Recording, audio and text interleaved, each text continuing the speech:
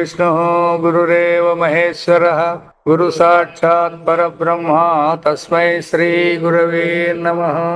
పరమాత్మ స్వరూపులారా, బుద్ధి ప్రచోదనగాకి దేవునల్లి మొరే అంటే మన యొక్క బుద్ధిని పరమాత్మ వైపు తిప్పేదానికి భగవంతుని వేడుకోవాలని. ఇప్పుడు శాస్త్రం ఏం చెప్తుందంటే మనుష్యత్వము, ముముక్షత్వము, మహాపురుషు సాంగత్యము, ఈ మూడు చాలా దుర్లభం. అర్థమైనా? మరి ఇవి ఎవరికైనా దొరికినాయంటే భగవంతుని అనుగ్రహం ఉంటే తప్ప దొరికేయలేదంటే. మనుషుడిగా పుట్టచ్చు, ముముక్షత్వం ఉండలేదు. మనుష్యత్వం ఉండొచ్చు, ముముక్షత్వం ఉండొచ్చు, మహాపురుష సాంగత్యం దొరికేలేదు. కాబట్టి ఈ మూడు దొరికినాయంటే భగవంతుని అనుగ్రహం మనకు ఉంటే తప్ప దొరకవు అని దీంట్లో ముముక్ష హితబోధలో ఉంది ఇది. కాబట్టి ఇప్పుడు మనకి ఈ మూడు అంత ఎంత అనుకూలమైనట్లే. ఎందుకే మానవులుగా మానవ లోకంలో ఉండాం, మానవ దేహం ధరించినాం, తర్వాత పరమాత్మ స్వరూపం తెలుసుకోవాలని ఇచ్చగలిగింది. మనకు గురువులు కూడా అటువంటి మార్గాన్ని చూపించే గురువులు కూడా దొరికినారు. కాబట్టి దీన్ని ఇంకా మనం విని ఆచరణలో పెట్టుకునేదే ముఖ్యం అన్నమాట. ఇంకా ಈಗ ಶ್ವೇತಾಶ್ವತರ ಉಪನಿಷತ್ತಿನ 3ನೇ ಅಧ್ಯಾಯದ ಕೊನೆಯ ಮಂತ್ರವನ್ನು ವ್ಯಾಖ್ಯಾನ ಮಾಡಬೇಕಾಗಿದೆ. ಅನಂತರ 4ನೇ ಅಧ್ಯಾಯದ ಮೊದಲನೇ ಮಂತ್ರವನ್ನು ವಿಚಾರ ಮಾಡೋಣ. ಈ ಮಂತ್ರ ಹೀಗಿದೆ. ఆ 3వ అధ్యాయం అంత్యంలో ఉండే శ్లోకాన్ని పెట్టి తర్వాత 4వ అధ్యాయం ప్రారంభమవుతుంది. వేదాహమేతమజరం పురాణం సర్వాత్మానం సర్వగతం విహుత్వాత్ జన్మ నిరోధం ప్రవదంతి యస్య బ్రహ్మవాదినో హి ప్రవదంతి నిత్యం. ಇಲ್ಲಿ ఋషియు, ఆ ఋషి ఎవరు? శ్వేతాశ్వతర ఋషి. అజరను అంటే ముసలితనం లేనివాడు, పురాణుడు అంటే ఏమి కొత్తగా ఉండేవాడు కాదు అని. మొదలు అనేది లేదు, ఈయనకి అంత్యం అనేది లేదు, ఆది లేదు అంత్యం అని పురాణుడు అనాలంట. పురాణుడు అనే దానికి సర్వాత్మను, అందరి యొక్క ఆత్మస్వరూపము, సర్వగతను, అంతటను వ్యాపించినటువంటి వాడు, విభువు, దీనంతటికి కూడా రాజు. ఆది ఈ ఆత్మనను ನಾನು ಹತ್ತಿರವನು ಎಂದು తన అనుభవం ತಿಳಿಸಿರುತ್ತಾನೆ. ఎవరి ఋషి పరమాత్మ స్వరూపానుభవం నేను పొందినాను అని చెప్పినాడు. ಆತ್ಮಜ್ಞಾನವು ಅದರಿಂದ ಲಭಿಸುವ ಮುಕ್ತಿಯು ಇಲ್ಲಿಯೇ ದೊರಕುವ ప్రత్యక్ష ఫలవందు ಇದರಿಂದ ಗೊತ್ತಾಗುತ್ತದೆ. కాబట్టి ఆత్మజ్ఞానం అంటే ఏదో లోకాలకు పోవాలని కానీ జన్మలు మార్చాలని కాదు, ఇప్పుడే ఇక్కడే అందరికీ దొరుకుతుందని అర్థమవుతుంది. ఎందుకు ఆ ఋషి చెప్పినాడు కదా, ఈ జన్మలోనే తాను ఆత్మజ్ఞానం పొందినాడని చెప్తాడు. కాబట్టి మానవ జన్మలోనే మనం కూడా పొందొచ్చు అనేది అర్థమవుతుంది అనమాట. ಕರ್ಮ ಫಲವಾದರೆ ಜನ್ಮಾಂತರ ಲೋಕಾಂತರಗಳಲ್ಲಿ ಕಾಲವು ಪಕ್ವಾದಾಗ పడియబేకాద అవకాశం ఉన్నదాగిరుತ್ತದೆ. ఇప్పుడు నువ్వు పుణ్యం చేసినావు అనుకోండి, ఈ పుకాంతరం జన్మాంతరాల్లో కూడా వెంటనే రాదు. అది దానికి ఎప్పుడు పరిపక్వత వచ్చిందంటే అప్పుడు వస్తుందంట, అంతవరకు వచ్చేయలేదు. అంటే అంతకుముందు ఇంకా ఏంటంటే పనికిరాని ఉంటాయి చూడండి, అవన్నీ ఎత్తాల, అవన్నీ పాపాలన్నీ పోయినాక ఆ పుణ్యం అనేది అనిపించాక అప్పుడు వస్తుంది. ఆ పరిపక్వత చెందినప్పుడు మాత్రమే కర్మఫలము, అది బాగా గుర్తుపెట్టుకోండి. కర్మఫలం వేరే, ఆత్మజ్ఞాన ఫలమే వేరే. చాలా మందికి అది కూడా తెలిసలేదు. కర్మ ఉండాలా, జ్ఞానం ఉండాలా, రెండు సముచ్చయం అని చెప్తారు. సముచ్చయవాదం భగవద్గీతలో కానీ ఎక్కడే కానీ శంకరాచార్యులు ఒప్పుకోలేదు దీన్ని. ఎందుకంటే రెండు వ్యతిరేకమైనవి. కర్మ ఎవరు చేస్తాడు? దేహం నేననేవాడు చేస్తాడు. జ్ఞానికి దేహం నేనే లేదు కదా, వాడు ఆయన ఎందుకు కర్మ చేస్తాడు?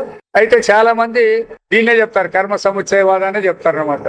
భగవద్గీతలో 2వ అధ్యాయంలో చాలా చెప్పినాడు దాని మీద, కర్మ సముచ్చయవాదుల కథ అంతా కూడా. అయితే మరి వేదాంతులు అందరూ దాన్నే చెప్తున్నారు. ఎందుకంటే మరి ఈ దేహం ఉంటుంది కదా, మరి ఈ దేహం ఉన్నప్పుడు ఇది అనిపిస్తుంది కదా ఇప్పుడు. అందువలన ఇది అనిపిస్తుంది కాబట్టి కర్మ చేయాలా, మీరు జ్ఞానాన్ని ఉపయోగించాలా అని చెప్పి చెప్తున్నారు అనమాట. అది ಆದರೆ ಜ್ಞಾನ ಫಲಂ ಅಂತದ್ದಲ್ಲ, ಲೋಕಾಂತರಾಲಕ್ಕೆ ಜನ್ಮಾಂತರಾಲಕ್ಕೆ పోయే పని లేదు. ಊಟ ಮಾಡಿದ ಕೂಡಲೇ ಅಥವಾ సమకాలದಲ್ಲಿ తృప్తి ಎಂಬ ఫలవాగుంటుವಂತೆ. భోంచేస్తానే ఎంతసేపు తృప్తి అవుతుందప్ప అంటే సమకాలంలోనే భోంచేస్తానే కడుపు నిండిందంటాం చూడండి. ఆ విధంగా జ్ఞాన సమకాలదಲ್ಲಿయే ముక్తి దొరకబిడుతుంది. శ్రవణ సమకాలంలోనే, ఇప్పుడే ఇక్కడే, మళ్ళా ఇంట్లోనే పని లేదు ఇక్కడ. అందుకే చెప్తుంది భగవత్పాద చెప్తాంటే, జ్ఞానం అయిందంటే మళ్ళా ఇంటికి పోతాననే మాట ఉండలేదు. ఎందుకంటే దేహం ఉంటే కదా వాడి ఇంటికి పోయేదానికి. కాబట్టి జ్ఞాన స్వరూపమైనమంటానే ఇప్పుడే ఇక్కడే దొరికేస్తుంది. మోర్య త్యాగవేనో ఆవశ్యకమిల్ల. ఎప్పుడు చాలా మంది ఏమంటే మోక్షానికి పోవాలంటే శరీరం విడిచిపెట్టాలి కదా అని అంటారు. శరీరం విడిచిపెట్టే గత్యం లేదు. శరీరానికి దీనికి సంబంధమే లేదు, విడిచిపెట్టే పనే ఉండదు దీంట్లో. పోనీ శరీరం సత్యం అంటే అది తప్పు తెలివితో వచ్చింది శరీరం అన్నా కానీ.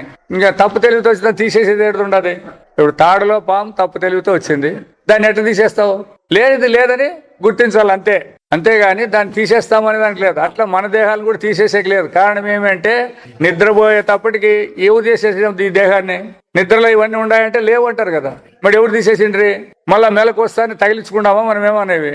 మెలకు వస్తానే ఉన్నాయి అంటే ఏం? దీని అర్థము మనకు విచారం లేనందువలన తప్పు తెలివి చేత ఈ విధంగా దేహం నేను అనే భ్రాంతి కలిగింది.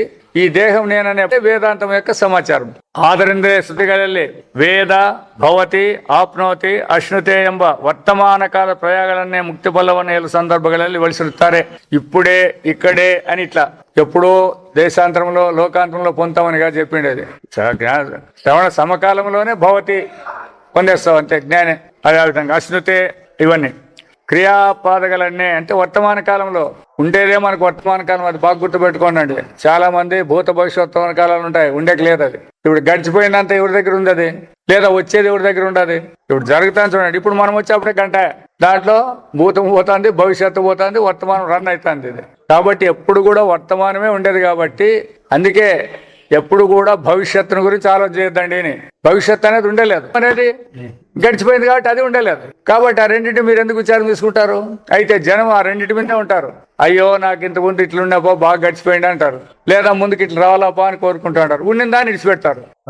ఇప్పుడు ఏది అనిపిస్తాడో దాన్ని ఇడిచిపెట్టి లేని దాన్ని ఊహించుకునేది, గడిచిన దాన్ని ఊహించుకుంటూ కూర్చుండేది. ఏం ప్రయోజనం వచ్చింది మనకి? భగవంతుడు మనకు వివేకం ఇచ్చినాడు. మరి ఆ వివేకం ఇచ్చిన దాన్ని ఎట్లా ఉపయోగించుకోవాలప్ప అంటే వర్తమాన కాలంలో ఏం జరుగుతుందో దాన్ని ఉపయోగించుకోవాలి అంతే. ಇದಕ್ಕೆ ಕಾರಣವು ಇದೆ.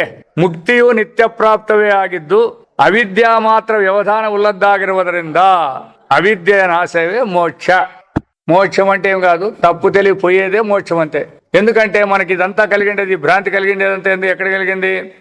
మన స్వరూపం శాశ్వతమైంది. ఇది ఒకప్పుడు ఉంది, ఒకప్పుడు లేదనకి లేదు. పరమాత్మ సత్యము. మరి ఇప్పుడు మనకి నిత్యము సత్యం అనేది రెండు తెలియదు కదా. ఎందుకు తెలియదప్ప అంటే ఆ అవిద్య అంటే తప్పు తెలియ మన దగ్గర ఎంతవరకు ఉంటుందో అంతవరకే. అవిద్య పోయిన తక్షణమే మన స్వరూపంలో మనం నిలబడతాము. ఇది బాగా గుర్తుపెట్టుకోవాలి మూర్ఛవులు. అందుకే జ్ఞానం అయిందా లేదా అనేది కాదు ప్రధానమైనది. దానికి సింగా సులభంగా ఏం చెప్తారప్ప అంటే నీకు దుఃఖం అనేది పోయిందా లేదా. దుఃఖము పోలేదు అంటే జ్ఞానం కాలేదు అని అర్థం అంతే. మరి దానికి దీనికి ఏం జాయింట్? దుఃఖం ఉందంటే దేహం ఉంది అని, పరమాత్మ స్వరూపంలో దుఃఖం లేదు. అది అందరికీ సుషుప్త అవస్థలో అందరికీ తెలిసిన విషయమే ఇది. కాబట్టి ఎంతవరకు మనకు దుఃఖం ఉందో అంతవరకు జ్ఞానం కాలేదనేది తీర్మానం. నాకు అయిందే లేదా నువ్వే ప్రశ్న చేసుకునే పని లేదు. దుఃఖం ఉందంటే ఉంది, అది లేదప్ప లేదా తృప్తి అంటారు. చాలు అనేది ఉంటే కూడా చాలు, నాకు ఇదంతా చాలు అనేది వ్యవహారం ఉంటే కూడా అడిగైపోతుంది అనమాట. అవిద్య నాశమా మోక్ష. అందుకే ఆత్మజ్ఞానము అంటే ఏమి? ఆత్మజ్ఞానం కావాలంటే ఏం చేయాలా? అజ్ఞానాన్ని పోగొట్టుకోవాలని అంతే. చేసేది ఏంది లేదు ఇక్కడ. కాబట్టి అవిద్య యొక్క నాశనమే మోక్షము. ಅದರಿಂದ ಯಾವಾಗ ಯಾವನಿಗೆ ಸಾಧನಗಳ ಬಲದಿಂದ మనం చెప్పినాం కదా, సాధన టైం చెప్తారు కదా, ఏదేది ఆత్మానాత్మ వివేకము, యముత్రఫల భోగ విరాగము, శమతమాది షట్క సంపత్తి, ముముక్షత్వం అంటారు. ఈ నాలుగు ఎవరైతే బాగా సాధించింటారో ఆ సాధన బలం ఉందా ಅಂತಃಕರಣದಲ್ಲಿ కవిదిద్ద తామస ప్రత్యయ రూపాలు అవిద్య. అజ్ఞానంతో కూడినటువంటి తామసంతో కూడినటువంటి అవిద్య విద్యా ప్రత్యయದಿಂದ ಬಾಧವಾಗಿ ಬಿಡುವುದೋ. ఈ విద్య అనే ప్రత్యయం ద్వారా అవిద్యా ప్రత్యయం అనేది ఎప్పుడు విడబడుతుందో ఆ కూడలే సూర్యోదయ సమయಕ್ಕೆ కత్తెలేవు తొలగువంతే. సూర్యుడు పుట్టే సమయానికి చీకటి ఉంటుంది, ఎక్కడన్నా ఉండలేదు. ఆ విధంగా అవిద్యయు నాశವಾಗಿ మనలో ఉండేటువంటి తప్పు తెలివి పోయి ముక్తి దొరికే తీరుతుంది. మన స్వరూపం దొరికే తీరుతుంది. ముక్తి అంటే మోక్షము అని. మోక్షం అని చెప్తే అది ఏదో దొరుకుతుందంటే అది కొత్తది కాదు. అది మన స్వరూపమే లభిస్తుంది అనేది మనం దగ్గర బాగా పెట్టుకోవాలి. అర్థమైనా? బ్రహ్మ అనే పదాలకి ఆత్మ పదాలకి అంత చెప్తాడారంటే ఇంక దాన్ని వేరే పెట్టుకోదండి. ఇంక ఆలోచి ఆత్మ అన్నా మన స్వరూపమే, మోక్షం అన్నా మన స్వరూపమే, బ్రహ్మ అన్నా మన స్వరూపమే పెట్టుకొని విచారం చేసుకుంటూ ఉండాలి. ఎందుకంటే వాళ్ళ గురించి చెప్తే మాకేం ప్రయోజనం అంటారు చూడండి. ఆత్మ గురించి చెప్తాడారంటే మాకేం ప్రయోజనం అని అడుగుతారు. నీ స్వరూపాన్ని గురించే చెప్తాండేది. అది జనానికి అడ్డు లేదు. ఏదో వేదాంతం అంటే వేరే చెప్తారు. మాకుండే కష్ట నష్టాలు దీని గురించి పోగొట్టు కదాప అంటారు. మీకుండే కష్ట నష్టాలు ఎవడు పోగొట్టాక చేసుకుని కర్మ అనుభవించాల్సిందే మీరు. అట్లా కాకుండా మేము పుట్టేవాళ్ళు కాదు, చనిపోయేవాళ్ళు కాదు, కర్మలు చేసేవాళ్ళు కాదు, జ్ఞాన స్వరూపులను తెలుసుకుంటే ఎన్ని జన్మల వన్నా ఉన్నాయి, ఎన్ని కోట్ల వన్నా ఉన్నాయిలేండి, అన్ని జ్ఞానాగ్ని దగ్ధ కర్మాణం అని చెప్తారు. కర్మలన్నీ నశించిపోతాయి. ಆದರೆ ಬ್ರಹ್ಮ ವಿದ್ಯೆಯು ಮಾತ್ರ అజ్ఞాన సంశయ విపరీత జ్ఞాన నిర్ముక్తిಗಾಗಿ. ఇది అజ్ఞానము, సంశయము, విపరీత జ్ఞానం అంటే మనం ఒక వస్తువును తెలియకోకుండా ఉంటాం చూడండి, దాన్ని అగ్రహణం అంటారు, లేదా అజ్ఞానం అంటారు. లేదా ఆ వస్తువుని ఇదే లేదా అదే అనే సంశయం ఉంటుంది చూడండి, సంశయం అంటారు. తర్వాత విపరీత జ్ఞానము అంటారు. అంటే అక్కడ ఏదో ఒకటి ఉంటే ఇంకోటి నువ్వు అర్థం చేసుకోవడం అనమాట. సంశయం ఉంటే ఏమంతంగా లేదు. తర్వాత అలాంటిదే నువ్వు దిశ చేస్తే అది విపరీత జ్ఞానం అయిపోతుంది. అందుకే అవిద్యలు ఎన్నో ఉన్నాయి. మూలా విద్య, తులా విద్య అంటారు, ఎన్ని లేవంటుంది. శంకరాచార్యులు ఏమంటాడు, ఉండేది అగ్రహణము, సంశయక, అన్యథాగ్రహణం. ఈ మూడే అవిద్య అంటే ఈ మూడింటే చెప్పాలి కానీ ఇంక వేరే ఏం చెప్పేదానికి లేదు. ఇప్పుడు ఒక విషయాన్ని తెలుసుకోకుండా ఉండేదానికి అదే అగ్రహణము. దానికి మూలాగ్రహణం ఉంటుందంటే ఆడిపోలేదు. దీనికి మూలా విద్య అనేదానికి పోన్లే ఆ మూలా విద్య పోతాం. దా మూలా విద్యకు ఆధారం అంటే ఎవడు ఆడిపోలు మనం. కాబట్టి విచారం లేకుండా నుంచి వీళ్ళు ఈ మూలా విద్యలు, తులా విద్యలని కనిపెట్టించినారనమాట. జనానికి ఆ మూలా విద్య ఇదే పోగొట్టుకోలేదు, ఇంక దాన్ని ఎట్లా పోగొట్టుకుంటారు. మొదటిదే అజ్ఞానమే పోగొట్టుకోలే, అజ్ఞానాన్ని పోగొట్టాలంటే ఇంకెప్పుడు పోయేది వీళ్ళు. ఇది పారమార్థానికి కొద్దిగా చెప్పండి. ఏమి అజ్ఞానము, సంశయము, విపరీత జ్ఞానానికి అదే ఆత్మను తెలియకుండడమే. ఇప్పుడు ప్రపంచాన్ని మనము విపరీత జ్ఞానము, అది విపరీత జ్ఞానం. ఇప్పుడు ఇది అగ్రహణము, సంశయము. సంశయం అంటే ప్రపంచమా పరమాత్మ అనే సంశయం. సంశయం అంతే. అజ్ఞానం ఆత్మ తెలియకుండా, అదే ఆత్మను తెలియకుండా అగ్రహణం. అజ్ఞానం. ప్రపంచమా పరమాత్మ అనే సంశయము. తర్వాత ప్రపంచం అనేది అయిపోయింది మన దగ్గర, విపరీత జ్ఞానం అయిపోయింది. విపరీతంగా మనం ఇది ప్రపంచము అని చెప్పేసి విపరీత జ్ఞానంతో అనుకుంటున్నాం, కానీ ఇది ప్రపంచం కాదు, పరమాత్మ స్వరూపంగానే ఉంది. అయితే మనం ప్రపంచానికి ఎక్కువ విలువిస్తాం. మన ఒక ఆయన అక్కడ అడిగినాడు పాపం, ముసలోడు 75 ఏళ్ళ పైన ఉంటాయి ఎరుకలు. ఇదంతా మేము ముందు కొంతవరకు చెప్పినాం కదా, ఇంకా రాత్రికి వచ్చేటప్పుడు ఆమె ఈ దేహం ఎట్లొచ్చింది అని అంటున్నాడు. చెప్తాం ఇదంత బిరిన అర్థం కాదు, ఎందుకంటే మేము 6 దినాలు 7 దినాలు చెప్పేటప్పుడు ఆ ముసలానికి అనుమానం వచ్చింది. ఇది ఇప్పుడే కాదు, ఇంకా దీనికి ముందు చాలా ఉంది హిస్టరీ. మీకు ఇప్పుడు సంక్షిప్తంగా చెప్పినాం అంతే. మాండవిక్యోపనిషత్తు చెప్పిన తర్వాత ఏం చెప్పినా సులభంగా ఉంటుంది. దీంట్లో ఇది ఇంకా ఎక్కువగా తీసుకొచ్చాడు. విన్నాడు. ఇప్పుడు అవస్థల వ్యవహారం తెలిసిపోవాలి కదా జనానికి. బండి చక్రంది, నది ప్రవాహం, అవి సరే, అవన్నీ కరెక్టేనప్పా. అయితే ఇప్పుడు వచ్చిన వాళ్ళు అడుగుతుంది కదా, మెలకు అంటే ఏమంటే ఇప్పుడు ఉండేది, కళలు అంటే అప్పుడప్పుడు వచ్చిపోయేటివి, నిద్ర అంటే ఏమీ లేనిది, ఇట్లా. పిల్లలు పిల్లలు కాదు పెద్దోళ్ళు అంటున్నారు. ఇది నవేద అని చెప్తున్నమాట. జ్ఞానం అనేది వేదాలు కాదు నేర్చుకుంటేనే. ఎందుకంటే నారదుడే ఉదాహరణంగా ఉన్నాడు. 64 విద్యలు నేర్చుకున్నాడు మనోడు నారదుడు, అయినా ఆత్మజ్ఞానం లేదు. మరి వీళ్ళు ఎన్ని వేదాలు నేర్చుకుంటే ఎన్ని పురాణాలు కంఠపాఠం చేస్తే దానికి ప్రయత్నం అవుతుంది. అనుభవం అనేది ప్రధానంగా ఉండాలంటే. ఎవరికి ఇన్ని వేదాలు ఇవన్నీ మనం మాత్రం నేర్చుకుంటామా? కాదు, మన స్వరూపం అనుభవాన్ని చూపిస్తే చాలు, వేరే ఆధారాలు అవసరము లేదు అని చెప్తుంది శాస్త్రం. విపరీత జ్ఞాన నిర్ముక్తವಾಗಿ ఏమేం పోలా, అగ్రహణం అనేది పోవాల, సంశయం అనేది పోవాల, విపరీత జ్ఞానం అనేది పోవాల. వాగి నిత్య శుద్ధ ముద్ధ ముక్త స్వభావనాద ఆత్మనే తాను. ఎల్లప్పుడూ నిత్య శుద్ధ అంటే దాంట్లో కల్తీ లేదు, జ్ఞాన స్వరూపమైనటువంటి వాడే నేను అని ತಾನೆಂಬ ಮಟ್ಟದಲ್ಲಿ ವಾಕ್ಯಾರ್ಥ ವಿಚಾರದ ಫಲವಾಗಿ ಸುದೃಢವಾಗಿ ఉంటాగిರಬೇಕು. ఈ వాక్యాలు నేర్చుకునేది కాదు, ఆ వాక్యాలను మనము విచారం చేస్తా పోతామంటే అవును ఇది మా స్వరూపం అనే దృఢమైన నిశ్చయం కలగాల. దానికే అధ్యాత్మ యోగం అనేది కూడా చెప్పేది. యమధర్మరాజు నచికేతం చెప్పేది అదే, నిధిధ్యాసన అని మనం అంటాం చూడది. దానికి ఎప్పుడైతే నీకు దాని మీద అనుమానం వచ్చిందంటే ఇది సత్యమా కాదా అని విచారం చేయాలి. ఇప్పుడు విషయాలు శబ్ద స్పర్శ రూపగంధాలు అనేవి ఉండాలి. అవి స్వతంత్రంగా ఉండాయా, దేని ద్వారా దాని ఇతరం నుంచి ఆశ్రయించుకొని ఉండాయా అనేది. శబ్ద స్పర్శ రూపగంధాలు అనేవి ఉన్నాయి కదా, విషయాలు అనేటివి 5. ఇవి స్వతంత్రమా, దేనిని ఆశ్రయించి ఉండాయా? ఆశ్రయించుకునే ఉన్నాయి. దేనిని? పరబ్రహ్మ స్వరూపాన్ని వ్యవహారంలో తీసుకురావాలి, వ్యవహారం నుంచి పోవాలి. ఎందుకంటే అంతా పరబ్రహ్మను ఆశ్రయించింది. అదే వ్యవహారంలో పంచభూతాలను ఆశ్రయించుకుంటూ ఉన్నాయి, ఇంద్రియాలను ఆశ్రయించి ఉంటాయి, ఇంద్రియాలను ఆశ్రయించి ఉంటాయి అనేది ఈడ నిర్ధారణ చేయాలన్నమాట. ఇంద్రియాలు సత్యమా, విషయాలు సత్యమా? ఇంద్రియాలు కొంచెం అనద్దు స్వామి. ఇప్పుడు మట్టిని విడిచి కుండ లేదు అంటే కొంచెం మన నిడిచి అనేది అట్లా పదం రాకూడదు. మట్టిని విడిచి కుండ లేనే లేదనలా. ఇంకా నువ్వేమైనా విషయం అంటాడావు లేదా కుండ అంటాడావు అంటే మననే అంటాడావు అనే దృఢం రావాలా అని, అట్లా రావాలా, దృఢత్వం రావాలా. ఇది బాధ్యతం కావాలా, పూర్ణ భావం కాదు. బాధితం అయిపోవాలంటే ఎప్పుడు లేదు అని నాశనం అనకూడదు. నాశనం అయితే మళ్ళీ మలిసేకి వస్తుంది, అవకాశం ఉంటుంది. అందుకే వేదాంతంలో బాధితం అంటే వేరే, నాశనం అంటే వేరే. బాధితం అంటే ఎప్పుడు లేనిది, నాశనం అంటే ఒకటి ఉండి అది అయి నాశనం అవుతుంది అని అర్థం వస్తుంది. ఉండి నాశనం అవుతుంది. ఇప్పుడు విత్తనం నాశనం అయి మొలకెత్తుంది కదా, మరి అది అటుకుపోతుంది, ఇంకో రూపంలో వస్తుంది. అది అట్లా ఉండకూడదు. ఎప్పటికీ పర్మనెంట్ గా లేకుండా పోవాలి. కాబట్టి ఎప్పుడైతే ఈ విషయాలు అనేటివి కన్ను ఉంటే రూపం కనిపిస్తుంది, కన్ను లేకపోతే రూపం లేదు. అంటే కొంతమంది కన్ను లేకపోతే రూపం ఉంటుంది కదా అంటారు. చూడు ఎట్లా మాట్లాడతారు వీళ్ళు. కన్ను లేకపోతే రూపం ఉందని ఏ అనుభవంతో మీరు అంటారు? బయట వాళ్ళే చెప్పేది మాట. ఇప్పుడు మనకు కదా బోధ జరుగుతుంటది. బోధ జరిగేటప్పుడు కన్నుని విడిచి రూపం ఉంది అంటే ఉంటుంది అంటారు బాగా. మన కన్ను లేకపోతే అవి అడిగి పోతాయి అంటారు. చూడు ఇంకెట్లా వీళ్ళకి తత్వం బోధపడేది? అనువిరుద్ధం ఇదంతా. కాబట్టి ఆ విధంగా విషయాలు అనేటివి ఇంద్రియాలను విడిచి లేవు అంటే ఇంద్రియాలే సత్యం అంతే. ఎట్లయితే మట్టిని విడిచి కుండలు లేవంటే మన్నే సత్యం అంతే. మళ్ళీ కుండలకు సమాచారం రాకూడదు. తోస్తాయి అంటే ఏం తోసేది? నీకు మన్నే తోసేది. అర్థమైనా? కుండగా గాని కడవగా గాని మన్ను తోస్తుంది గాని అవి స్వతంత్రంగా ఉండేటివి ఏమైనా ఉన్నాయా అని అట్లా అవగాహన ఉంది. అదే విధంగా ఇంద్రియాలు అనేటివి స్వతంత్రమా అని ప్రశ్న వేస్తే మనస్సును విడిచి వాటికి స్వతంత్రం లేదు. మనస్సునే నువ్వు ఇంద్రియాలు అంటావు అంతే. మనస్సును విడిచి లేదు అన్నప్పుడు ఇంద్రియాలు బాధితమైపోవాలా, విషయాలు బాధితమైపోవాలా, మనస్సు మాత్రమే నిలబడాల.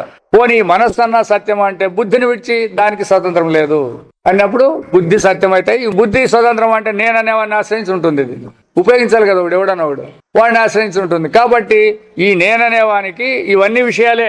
అర్థమైన ఈ వీటన్నిటికీ ఆధారం నేననేవాడు వస్తాడు. వీటి వరకు అందరికీ కొంత ఉంది, నాలెడ్జ్ ఉంది వేదాంతులకు కూడా. ఈ నేననేవాడికి ఏది ఆశ్రయం అని తెల్లే. ఈ నేననేవాడిని పెట్టుకున్నాడు, ఈడు బెర్రగా పెట్టుకున్నాడు. ఈ దేహమే నేను అని పెట్టుకున్నాడు. చూడు ఈడు మనం పడిపోయినాం అనమాట. అప్పుడు శాస్త్రం ప్రశ్న వేస్తుంది, నేనుండాను అని నువ్వు అంటాడావు కదా, ఈ దేహంతో నేనుండాను అంటాడావు కదా, ఏ అనుభవంతో నువ్వు అన్నావు? ఈ దేహం ఇప్పుడు ఈ స్తంభం ఉంది అని అంటాడావు కదా, స్తంభం ఉందంటే కళ్ళతో చూసి అంటాడాను అన్నావు. ఈ దేహం ఉంది అన్నప్పుడు ఏమిటితో అంటాడావు నువ్వు ఉందని? జ్ఞానంతోనే అంటే నీవు ఉండాల, జ్ఞానం అనేది ఉండవు. వేదాంతం అంటే సందది కాదు ఇది. ఎవరంటే వారు అట్లా మాట్లాడితే కుదరదు అంటుంది అది. చాలా సూక్ష్మంగా ఇప్పుడు నేను కన్నుతో చూసినాను అనలా. చూసినానంటే కన్ను చూసిందంటే ఆ కన్ను దేంతో చూసిందంటే నేను అంటావు. చూడు ఇప్పుడు పరికరం అవుతుంది. ఇప్పుడు కూడా జ్ఞానంతో జ్ఞానం పరికరమై కానీ ఒరిజినల్ ఆత్మ ఎట్లయితుంది? కాబట్టి జ్ఞానమై అనలా, అనుభవమై అనలా. చూడండి ఎప్పుడే కానీ ఆ మాటకు వచ్చేసరికి ఆ పదమే వాడాల. మీరు ఎట్లా తెలుసుకుంటున్నారంటే అనుభవంతో టక్ అని అనకూడదు. అట్లా అనుభవమై తెలుసుకుంటామంటే సరిపోతుంది. లేదా ఆత్మస్వరూపమై జ్ఞానమై తెలుసుకుంటామంటే కూడా సరిపోతాయి. తోలు గీలను వాడినామంటే విభక్తి ప్రత్యయాలు వచ్చినాయంటే లేదు, అర్థం కాలేదు అని అర్థం. అది వలనాని కానీ తోని కానీ రాకూడదు, పదాలు రాకూడదు. అవన్నీ ఏకంగా అయితేనే దానికి ప్రయోజనం. ఇంకా పొద్దున పుస్తకంలో చదివినామన్నమాట మనం. ఇప్పుడు నేను మనం అంటాం ఉప్పు ఉప్పుగా ఉందంటాం, కారం కారంగా ఉందంటాం. ఇది ఏ విధంగా మీరు గుర్తిస్తారు అని అడుగుతుంది చూడు శాస్త్రం. అంటే మన స్వరూపము రసము. అర్థమైనా? మన యొక్క రసమే దాంట్లోకి వచ్చినప్పుడు అది తీపు పులుపు కారం అని కనపడుతుందంట. అంతేగాని దాంట్లో సరుకు లేదంటాడు. ఎంతలోనికి పోల్చుడు దీనికి. మనం బెల్లం తీగుందని ఇస్తారు మీరు టక్కని. అయితే ఇప్పుడు దాన్ని ఎట్లా మనం కనుక్కోవాలప్ప అంటే ఇప్పుడు సామాన్యంగా కూర్చున్నవాడు బయట నుంచి గలాట కొట్లాడి ఉంటానని వచ్చినవాడు ఇట్లా వాళ్ళందరికీ ఆ అన్నం పెట్టినాం అనుకోండి, వాళ్ళకి ఆ అన్నము ఎన్ని రకాలుగా కనపడుతుందంటే వాని యొక్క మనస్సు ప్రభావాన్ని బట్టి కనపడుతుంది. అది ప్రశాంతంగా ఉండేవాడు తిన్నప్పుడు చాలా బాగుందప్ప అంటాడు. బయట గలాట చేసుకుని వచ్చింటాడు, ఏంటో తింటుమప్ప అన్నం అట్లా. మరి వానికి రుచి కాబట్టి అక్కడ కూడా కాదు, ఈ ఆత్మానందం అనే దాంట్లో పడితేనే రుచి తెలిసేది అంటాడు. అట్లా మనకి ఎంత సాత్వికం మన దగ్గర ఉంటే విషయాలు అంత ఆనందాన్ని ఇస్తాయంట. దానిలో సరుకు ఎక్కడుందంటే నీలో నుంచే రావాలి. అది అనిపించాడు. ఇప్పుడు మామిడికాయ చాలా తీగుందని అంట చూడండి. అట్లా అన్నప్పుడు ఆ తీపి మామిడికాయ కాదంటాడు, నీ యొక్క ఆత్మ యొక్క తీపి నాటి చూపిస్తావు. కారం ఉందన్నప్పుడు కారం మీద నీ ఆత్మ రసంగా వస్తుంది. ఇంతకు ముందు విషయంలో మనకు తెలిసింది జ్ఞానం విడిచి లేవనేది అట్లా అర్థమైంది. ఇప్పుడు నేను ఈయన సపరేట్ గా చెప్పేసినాడు. ఈయనే ప్రకాశానంద స్వామి చెప్పినాడు దాంట్లో అధ్యాత్మ ప్రకాశంలో. మనం ఏమంటే అందుకే ఎప్పుడైతే ఈ తప్పు తెలివి ఉందంటే పరమాత్మ విలువ పోతుంది. వాటికి రుచులు ఉన్నాయి. కారానికి కారం రుచి ఉంది, బెల్లానికి బెల్లం రుచి ఉంది అంటే ఈ పెత్తనం ఏముంది దాంట్లో మీద? పరమాత్మ పెత్తనం వీటి మీద ఏముంది? ఉండలేదు. కాబట్టి ఉండాలంటే ఈయన యొక్క రసమే, ఈయన యొక్క ఆనందమే, ఈయన యొక్క జ్ఞానమే అక్కడ ఉండాలా అని. జ్ఞానం అయిందన్నప్పుడు జ్ఞానం ఉండాలా, ఆనందమైనప్పుడు ఆనందం అనేది ఉండాలా, రుచి ఉందన్నప్పుడు అదే ఉండాలా, ఇట్లా వాసన ఉందన్నప్పుడు అదే. ఏదైనా కూడా ఆ విధంగానే వస్తుంది అని శాస్త్రం చెప్తాండి అనమాట. అందుకే ఎవరెవరు మహాత్ములు ఎట్లా చెప్తారో అవన్నిటి మీద దృష్టి పెట్టే శక్తి ఉండాల. ఈష్ట తెలి ముక్తియు శరగతవే ఆగువదు. ఇట్లా ఎవడైతే గురువుని ఆశ్రయించి శాస్త్రాన్ని ఆశ్రయించి చెప్పినట్లే విచారించుకుంటా అనుభవం నిలుచుకుంటూ పోతే అప్పుడు కరగతవే నీ చేతిలో ఉన్నట్ల మోక్షం అనేది ఆడ ఎక్కడ పోయేట్లాడే పని లేదు. చేతిలో ఉండేది ఎట్లా మనకు సులభంగా ఉంటుందో అట్లా కరగతవే ఆగుతుంది. ఇంత జీవన్ముక్తనే ఇట్లా బ్రతికి ఉన్నప్పుడే నేను జ్ఞాన స్వరూపుడు. జీవన్ముక్త అంటే జీవన్ముక్తనే నాను బల్లర్చనాగిరుతానే. వాడు నేను తెలుసుకున్నాడంటే సమర్థుడవుతాడు. జనమంతా మేము బ్రహ్మం తెలుసుకున్నామంటే కుదరలేదు. ఎందుకంటే నేను బ్రహ్మం తెలుసుకున్నాను అంటే శాస్త్ర ప్రకారము లేదు అని ఉంది అది. ఎందుకంటే ఆడే పొరపాటు తెలుసుకున్నాను తెలుసుకున్నానంటే అది విషయం అయిపోయింది. పరమాత్మ విషయం అయిపోతాడు. పరమాత్మ విషయం తెలుసుకున్నా అంటే వీడియో తెలుసుకునేట్లా? మరి ఎవరు చెప్పాలి ఇదంటే? ఇటువంటి స్థితిని ఎవడు పొందినాడో వాడు చెప్పాలా అంటాడు ఈడ. ఎందుకంటే ఈయన చెప్తాడు కదా, ఈ ఋషి చెప్తాడు కదా ఇప్పుడు ఆ విధంగా. అవను ఆత్మనన్ను తాను కండుకొండంతే ఉద్గార ಮಾಡಿರೋదని ఈ మంత్రంలో తెలిసిదే. తాను ఏ విధంగా అనుభవాన్ని పొందినాడు ఆ అనుభవం చెప్పుకుంటూ వచ్చినాడు. ఉద్గారం అంటే బహిర్గతం చేసినాడు అని ఈ మంత్రంలో. ఉద్గారం అంటే బహిర్గతం చేసేది. ಆತ್ಮನೆಂದರು ಬ್ರಹ್ಮವೆಂದರು ಒಂದೇ ಎಂಬುದು ಉಪನಿಷತ್ ಸಿದ್ಧಾಂತ. ಬ್ರಹ್ಮನ್ಯ ಆತ್ಮನ್ಯ ಕೂಡ ಆ రెండు పదాలు ఒకటే. ಹಾಗೂ ಆತ್ಮನೆಂದರೆ ಇಬ್ಬರಲ್ಲ, ಆತ್ಮ ಪರಮಾತ್ಮ అంటే ಇದ್ದರೇ ಎಂದು ಒಬ್ಬನೇ ಎಂದು ಈಶ್ವರನೆನಿಸಿರುವ ಸರ್ವಜ್ಞನು ಸರ್ವಶಕ್ತನಾದ ಪರಮಾತ್ಮನೇ ಜೀವಾತ್ಮನಾಗಿಯೂ ತೋರುತ್ತಿರುವನೆಂದು ವೇದಾಂತಗಳಲ್ಲಿ ಪ್ರಸಿದ್ಧಿದೆ. ఒకే పరమాత్మే ఈశ్వరుడు గాను జీవుడు గాను తోస్తారు. నిజంగా ఇద్దరు లేరు. జీవాత్మ వేరే పరమాత్మ వేరే అంటాం మనం. సరే, జీవాత్మ వేరే పరమాత్మ వేరే. పరమాత్మ అంతటా ఉన్నాడన్నారు. ఇప్పుడు జీవాత్మ అనేవాడు ఏడుండాలి? లేడు వేరే అంటే పరమాత్మ విడిచిపెట్టి వేరే ఉండేకి లేదు కదా. అంత సర్వగతుడు అన్నారు, అంతటా వ్యాపించినాడు అన్నాడు. ఇప్పుడు మరి ఈ వేరే జీవాత్మ వేరే అని అంటే యాడికి పోలి అప్ప? అందువలన తెలియనప్పుడు సామాన్యులందరూ కూడా ఈ విధంగా భావించుకున్నాం. ఎందుకు? ఈ దేహాన్ని ఆ పరమాత్మ వేరే, ఈ జీవాత్ముడే వేరే అని అన్నారు. విచారం చేసినట్లయితే ఆ ఎవడైతే జీవాత్మ అనుకుంటాడో వాడిని విచారం చేస్తే వాడు పరమాత్మ అవుతాడు. అదే జీవో బ్రహ్మ ఇవనాపరహ అనేదానికి అదే అర్థం అనమాట. జీవుడు జీవుడు అంటాడారే, ఈ జీవుడు అనేవాడు బ్రహ్మం కంటే వేరు కాదు. ఎప్పుడు విచారం చేసినప్పుడు. విచారం చేయకపోతే వీడే వాడే మళ్ళీ అది మర్చిపోద్దండి. వాళ్ళు అట్లా చెప్పిండ్రి అని చెప్పొద్దండి అన్ని చోట్ల. విచారం చేసినప్పుడు ఏదైతే నువ్వు ఆభరణం అంటాడావో అది బంగారు కంటే వేరు కాదు. అర్థమే కదా? బంగారు వేరే ఆభరణం వేరే అంటారా ఎవరన్నా? వీడింత బంగారు ఉండా ఇన్ని ఆభరణాలు ఉండా అంటే ఏం చెప్తాడావు నువ్వు? బంగారునే ఆభరణాల రూపంలో చెప్తాడావు అంతే. ఆభరణాలు కూడా బంగారే. అట్లా ఇక్కడ సమస్త ప్రపంచం కూడా అని చెప్తాడు. సమస్త ప్రపంచం అనేది కూడా పరమాత్మ విడిచి లేదు, ఉండేదే పరమాత్మ. వేదాంత ಅದರಿಂದ ಅಜರನು ಆ ಪರಮಾತ್ಮ ಸ್ವರೂಪನು ముసలితనం లేనివాడు. ఎందరే ముప్పిల్లదవను పురాణను అంటే ఇప్పుడు కొత్తగా వచ్చినాడు కాదు, ఆది అంతం లేనటువంటి వాడు పురాణుడు. ఎందరే ಎಷ್ಟು కాలవాదరు ಹೊಸವನಾగే ಉಳಿದುಕೊಂಡಿರುವ నిత్య నూతుడు. ఎప్పుడన్నా మాట్లాడండి అప్ప వయసులో ఉన్నాడే, ఒకప్పుడు ఇప్పుడే పుట్టినాడు అని. ఎందుకంటే పుట్టుక మరణం ఉంటే అది వేరే కథ అవుతుంది. ఈయనకు పుట్టుక లేదు, మరణము లేదు. ఆది ఉంటే అంత్యం ఉంటుంది, ఆది లేకపోతే అంత్యం ఉండలేదు. ఆది అంత్యం లేదంటే మధ్యలో ఏముంటుంది? ఇంకా ఇప్పుడు మన విషయాలకు ఆది ఉంది, ఆది ఉంది, అంత్యము ఉంది. అంటే పుట్టుటకు పూర్వము లేవు అవి విషయాలు, అనిపించిన తర్వాత లేవు. మరి మధ్యలో ఏంటుకుంటుంది దీనికి సరుకు? ఉండేకి వీల్లేదు. అందుకే ఈ విషయాలన్నిటివి కూడా సత్యము కాదు అని ఈ విధంగా చెప్పాలి. ఆ విషయం మన దగ్గర లేనప్పుడు లేదు, అది వచ్చిన తర్వాత వచ్చింది అంటారు, అయిపోయిన తర్వాత లేదు అంటారు. అన్నప్పుడు మొదట లేదు అంత్యంలోనూ లేదన్నప్పుడు మధ్యలో ఉండేదానికి దానికి అధికారం ఎక్కడి నుంచి వస్తుంది? అంటే స్వప్నం వలే అంటారు అనుకోండి. స్వప్నం వలే అంటే స్వప్నం సత్యం అంటారా మీరు? లేదు. కాబట్టి ఈ విషయాలు అనేటివి సత్యము కాదు అనేది దృఢం కావాలి మనకి. అప్పుడే మనస్సు విషయాలు అయిపోదు. కానీ ఇవి ఉండాయి, దీన్ని ఇడిచిపెట్టమంటే పోయలేదు. వీళ్ళందరూ అదే చెప్పేది, ఇంద్రియాలంతా నిగ్రహపరచాలా అంటారు. ఏం నిగ్రహపరచాలంటే కళ్ళు ఉండాయి చూడొద్దు అని, చెవులు ఉండాయి వినొద్దు అని. ఎట్టేటప్పుడు పొందేది ఇది పొందొచ్చు కొంతకాలం. రావణాసుడు అనేక చేసినారు వాళ్ళు, 60,000 ఏళ్ళు చేసినారు వాళ్ళు. మళ్ళా నెలకు వచ్చినాక విజృంభిస్తారు. అట్లా కాదు, వివేక వైరాగ్యం ద్వారా వాటికి చెప్పాలా అంటారు. సత్యత్వాన్ని బోధించేయాలి. ఏ విషయం మీరు సత్యత్వం అనుకున్నారో ఆ విషయం ద్వారా కలుగుతాంది అంటారు. కలుగుతుంది అంటారు కదా. మరి దానిలో ఎందుకు ఆశ్రయించకూడదు అంటే ఇవాళ ద్వారా మాకు ఆనందం అవుతుంది అంటున్నారు, కరెక్టే. మరి దానిలో ఆశ్రయించి ఎందుకు ఉండకూడదు అని? ఎప్పుడు రుచికరమైన ఆహారం కావాలన్నారు, తింటే ఆనందంగా ఉంది అన్నారు. తినుకుంటూ ఉండండి, ఏమైపోయింది అని ఇప్పుడు మీకు కొంతవరకు అంటే మరి దాని అర్థమేమేని ఆనందం ఉన్నట్లా లేనట్లా అని ఆ పదం రావాలి చూడండి. కొంతవరకే అని అంటే అది లేనిది. అందుకే విషయాలు అనేటివి మన దగ్గర ఉన్నా, ఇంద్రియాలు మన దగ్గర ఉన్నా కూడా ఆనందం ఎందుకు పొందేలేదంటే దాంట్లో సరుకు లేదు అనేది రావాలా. ఉంటే వద్దనకూడదు దానికి. ಎಂದರೆ ಸರ್ವ ಪ್ರಪಂಚವನ್ನು ವ್ಯಾಪಿಸಿಕೊಂಡಿರುವ ಆತ್ಮನೆ ಎಂದರೆ ಆ ವಸ್ತುಗಳ ತಿರಲು వ్యాపకం ಎಂದು ప్రతిపాదిస్తే ఇప్పుడు ఈ బట్టనంతా దారం వ్యాపించింది అంటే ఈ బట్ట యొక్క ఆధారం ఏమి అంతే చూడంతే ఇది ఉదాహరణ మీకు పరమాత్మ యొక్క వ్యాపకాన్ని తెలుసుకోవాలంతే నీ కనబడే వస్తువులన్నీ కూడా ఏ ఆధారంతో ఉన్నాయంటే జ్ఞానం యొక్క పరమాత్మ అంటే ఇది బోధపడదు అది కొంచెం కష్టమే జనానికి జ్ఞానమే అర్థమైన జ్ఞానమే వ్యాపించింది అంతే జ్ఞానాన్నే నువ్వు బట్ట అంటున్నావు కానీ నిజంగా బట్టనేమో జ్ఞానం ఇది దారం వ్యాపించిందే వ్యవహార దృష్టితో నువ్వు చెప్తాండవే కానీ ఉంటే దారాలైనా ఏమన్నా నాకు వ్యాపించేది ఏడుతుండదు ఈడ జ్ఞానం అంటే రెండు రకాల జ్ఞానంగా మనకు తోస్తూ ఉంది. అందుకే వీళ్ళకి వృత్తి జ్ఞానం అంటే ఏమి కేవల జ్ఞానం అంటే తెల్లే. కాబట్టి ప్రజ్ఞానాన్ని గురించి తెలుసుకోవడానికి మన ప్రయత్నం చేయాలి. వృత్తి జ్ఞానాలు అనేటివి కూడా కేవల జ్ఞానాన్ని విడిచి స్వతంత్రంగా ఉండలేదు.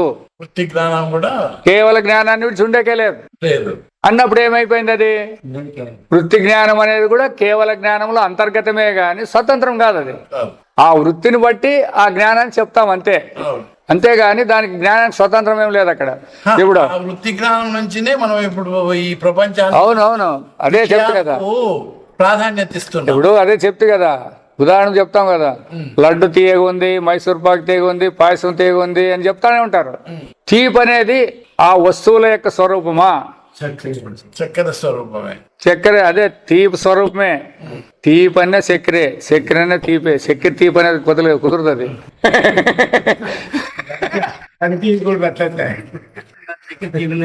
చక్కెర తీపి ఉందని అనకూడదు. తీపి అంటే తీపు. అందుకే అగ్గి కాల్స్తుందంటే కాల్చేదే అగ్గి, అగ్గి అంటే కాల్చేదే. మనం ఏమంటే రెండు వాడుతుంటాం. కాబట్టి ఆ విధంగా ఇక్కడ వాటి యొక్క తీపి ఎప్పుడు చెప్తామో లడ్డు తీపి అన్నప్పుడు దేన్ని గురించి చెప్తాడామంటే తీపిని గురించి చెప్తాడాం. ఇక్కడ కూడా అంతే మాకు రూపజ్ఞానము అంటారు అనుకోండి. ఆ రూపజ్ఞానం అనేది జ్ఞానం ద్వారానే రూపముని, రూపం ద్వారా జ్ఞానం కాదు. అది వస్తుంది ఇట్లా మొదటి రూపం అని తర్వాత జ్ఞానం అని వస్తుంది. కాబట్టి రూపాన్ని చూస్తుంటే జ్ఞానం అయిందని చెప్పుకుంటాడు వీళ్ళు జనమంతా. జ్ఞానం ద్వారానే రూపము, జ్ఞానం ద్వారానే శబ్దము, జ్ఞానం ద్వారానే రుచి, జ్ఞానం ద్వారానే స్పర్శ. కాబట్టి జ్ఞానాన్ని విడిచి స్వతంత్రమైన వస్తువులు లేవు. ఏవైనా వస్తువులు మీరు ఉన్నాయంటే దానికి ఆధారం ఇదే జ్ఞానమే. ఇంక పాయండి ఇప్పుడు ఎత్తులాడండి, ఏడన్నా ఎత్తులాడండి, మీరు ఏం వస్తువులు సపరేట్ గా చూపిస్తారో చూపించండి. ఇది చాలా ముఖ్యం. ఇది అనుసరించాలి. ఇది ఊరికి వినడం కాదు, అనుసరించేది కూడా ఉండాలన్నమాట. అదే ఇప్పుడు నీకు ఏదైనా వస్తువు కనపడింది అనుకోండి, కనపడతానే అది జ్ఞానం అయిపోయింది. యాది కనపడినా జ్ఞానమే. దుర్మార్గుడు కనపడినా జ్ఞానే, సన్మార్గుడు కనపడినా జ్ఞానే, చెట్టు కనపడినా జ్ఞానే, కొండ కనపడినా జ్ఞానమే. ఇప్పుడు నీకు రాగద్వేషాలు ఏటి నుంచి వస్తాయి? మీకు ఇప్పుడు వేరు వేరు పేర్లు వేరు వేరు రూపాలు పెట్టుకుంటే రాగద్వేషాలు వస్తాయి మనకి. అంతా జ్ఞానాన్ని విడిచిలేదు అని అంతా జ్ఞానం నిలబడితే యాదాన్ని వద్దంటావు, యాదాన్ని కావాలంటారు. అంతా తానే అది కూడా. ఇంకోటి తనకంటే వేరే లేదని కోరేది ఆడుంది. అందుకే ఆయన ఆప్త కాముడు, కోరికలన్నీ లభించినట్లే. అకామాతుడు, కోరికలన్నింటినీ చంపేసినోడు. ఇవి పేర్లు. ఎందుకంటే తాను నడిచే రెండవది లేదని గుర్తించడమే దానిలన్నిటికీ ఉదాహరణ అనమాట.